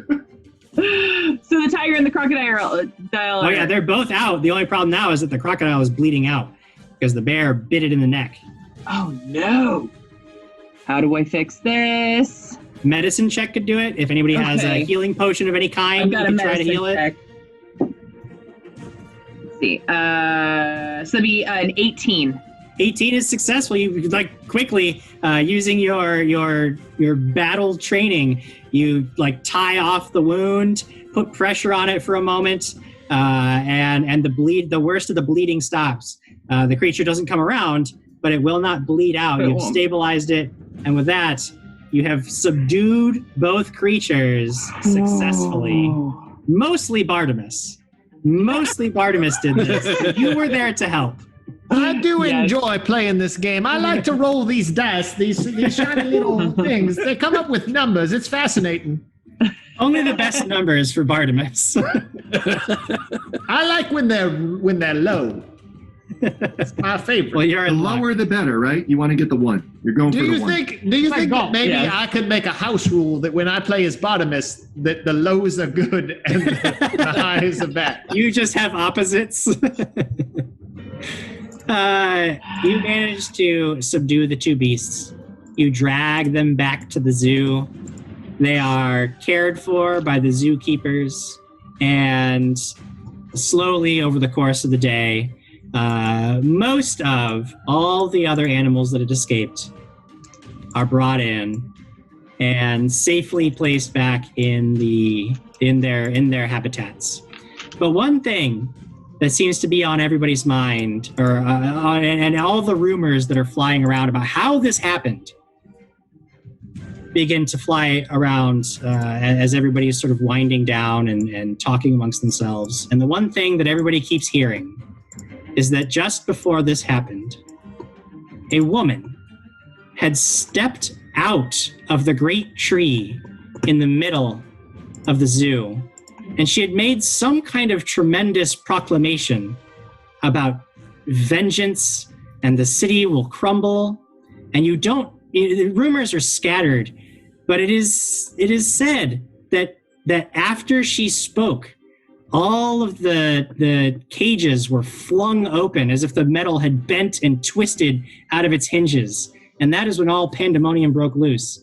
But before you have any chance to follow up on those rumors and ask what this strange green woman was, we will have to go because our adventure has ended for today. But perhaps we will get to it another time. I grab McCree and give him the biggest kiss. He's licking my face, and I say, McCree, if you would have died, I just couldn't bear it. I had to do it. I had to do it. Good job, Matt. And Philip gets out and does a little dance. Both Barry and Khan look at Matt, Mercenary, and McCree and go, you guys are a little weird. You're a little weird. Just a little weird. Y'all want to chat with the fans for a couple of minutes? Let's do it. If my head says, does Shaka's eyes dart when he hears the news? Yeah, it does. That's bad. Lucas Martinez asks a very important question, Jim. What about Oopsie's egg? What's the gestation time? It's not a few hours, so we don't know what happens to the egg just yet. But I was hasted. That's not how that's not how it works at all. But perhaps if you take care of the egg properly, perhaps we will find all about what happens to the eggs. Not just you, but Bartimus as well. Oh yes, yeah. I play this game as well, and there are votes for me for captain of heroic endeavors. I just should party leader. I saw Bartimus for party leader from Crossberry. Yep. Well, I don't want to toot my own horn, but that sounds nice. We are up to 320 subscribers. Woo! I believe that is the highest we have ever been on this channel. We may have topped that a few days ago, but I don't think so. I think that's the highest we've ever been. So thank you all so much. I'm switching back to Adam Rady voice. Nice. No, don't do it. Aw. I'm going. We have a comment. We have a comment here. Touching pony butts, kissing bears. Oh my! From Scott Danuzo. Earlier, Penguin Witch Doctor wanted to know, doesn't Bartimus know how to make a Tanglefoot bag? I think you can answer that question for yourself. Maybe? Oh boy. He doesn't know every formula, but perhaps that's one he can learn soon. Oh, I gave McCree a pickle before we ended. That's very important that happened. Oh no, you gave him a pickle. That's good. It's very important that he likes pickles. One last character moment. I would go up to Matthew and tell him and look at McCree while I talk to Matthew, and I say, my dear boy, I do believe that this time I owe you the cigars. And we'll pick this up next week. Before you go, I do want to say that, this is Matt Mercenary and Bartimus' second time out in the field, and it has been our tradition that after completing your second mission, you get to be second level. So when we see you back, you might be faring a little better than you did today. Both of you will be ascending to the ranks of level 2. Do you mean a mercy will give 2 hit points? That's correct. 2 hit points per mercy. And Eric, if we just wait as long as we did to play again, then they can all be level 3 while we're level 2. Great. I like that. All right, you crazy cats. Jim, I had a couple announcements I wanted to get through really fast. Go ahead. Everybody, you saw above me today the announcements going by. We do have a giveaway this Saturday, so tomorrow, on Things in Space. Obviously, as well, we have the Crag Extravaganza in the morning tomorrow. And if you missed the Jackal Tackle, it is a fantastic clip that you should watch on our Twitch page. quick change. I'm sorry to interrupt you here. Yeah. Cragstravaganza tomorrow is going to be 3 hours. Whoa. Yes. I am adding, so we're going to do Crag Smash to start, which is Super Smash Brothers Ultimate. Then I'm adding Splatoon 2, so Crag Splat. And then we're doing our Carding with Crag to finish up the show. So 3 hours, 9 to noon. Would you say that extra hour is more Stravaganza or more Crag? It's more of all, yeah, yes. So we have a giveaway tomorrow after Crag Stravaganza on Things in Space. Then we've got Wes joining us again on Crits and Giggles on Monday. Then you've got Tuesday and Wednesday off. Thursday is the finale of Rise of the Runt Lords. We have a giveaway that show. And then we are back with Heroic Endeavors, and we have a giveaway on that show. All these giveaways currently this week are from Paizo, so you can rest assured that we've got some pretty awesome stuff. I know that a Starfighter Core rulebook is tomorrow, and I'm trying to remember the other ones off the top of my head, but if I say them and I mess them up, then I'll be wrong. And I don't want to do that. There are other cool things from Paizo, and I just wanted to thank everybody for tuning in. I know we did have a lot of PaizoCon folks, and just wanted to say thank you again. And of course, to all the players, I don't really think I'm hosting this, but I just wanted to say thank you. Yay! Yay! Thank you. I love playing Oopsie. Can I love playing Shayog. Con Shaka loves bears, dude. Shaka loves bears. Bartimus is okay. Veterinary 42, last second follow. Nice. Well, thank you so much for following. Thank you. Oh my gosh. You don't want to miss out. We've got some great shows coming up. Can I just say, da Bears. The Bears. The Bears. Da Bears. This So- is a bear-heavy show. How much is a Also- bear at the Love store, it. Jim? Also, how much money did we get, Jim? Deal with that after Eric says what he wants to say. Well, I'm just putting it out there for anyone who wants to play Carball After Dark with me tonight. So I'm feeling good. I'm riding a high here from the end of this show. I'll be streaming on my channel and playing Rocket League with people if you want to come hang out. Nice. Craig's Play on some horse on Carball with Twitch. Craig. Yeah. And that's it. I All think right, we crazy should raid kids. these Starfinder people. We're going to go raid these Starfinder people. Do it. Thanks Base. for watching. Thanks for playing with me, guys. It's always a good time. You guys make it crazy. And as much as I like to complain in the moment, it does make this show way more fun to run. So thank you very much. If you're new to the channel, remember Adam kind of laid out our schedule over the next week. We do run a lot of different shows, so we hope to see you around. And of course, if you're a longtime fan, we hope to see you for all the shows too, because you guys make this channel possible. So thank you guys so much. I will see you later. Bye, everybody. Bye, guys. Bye. We'll see you later.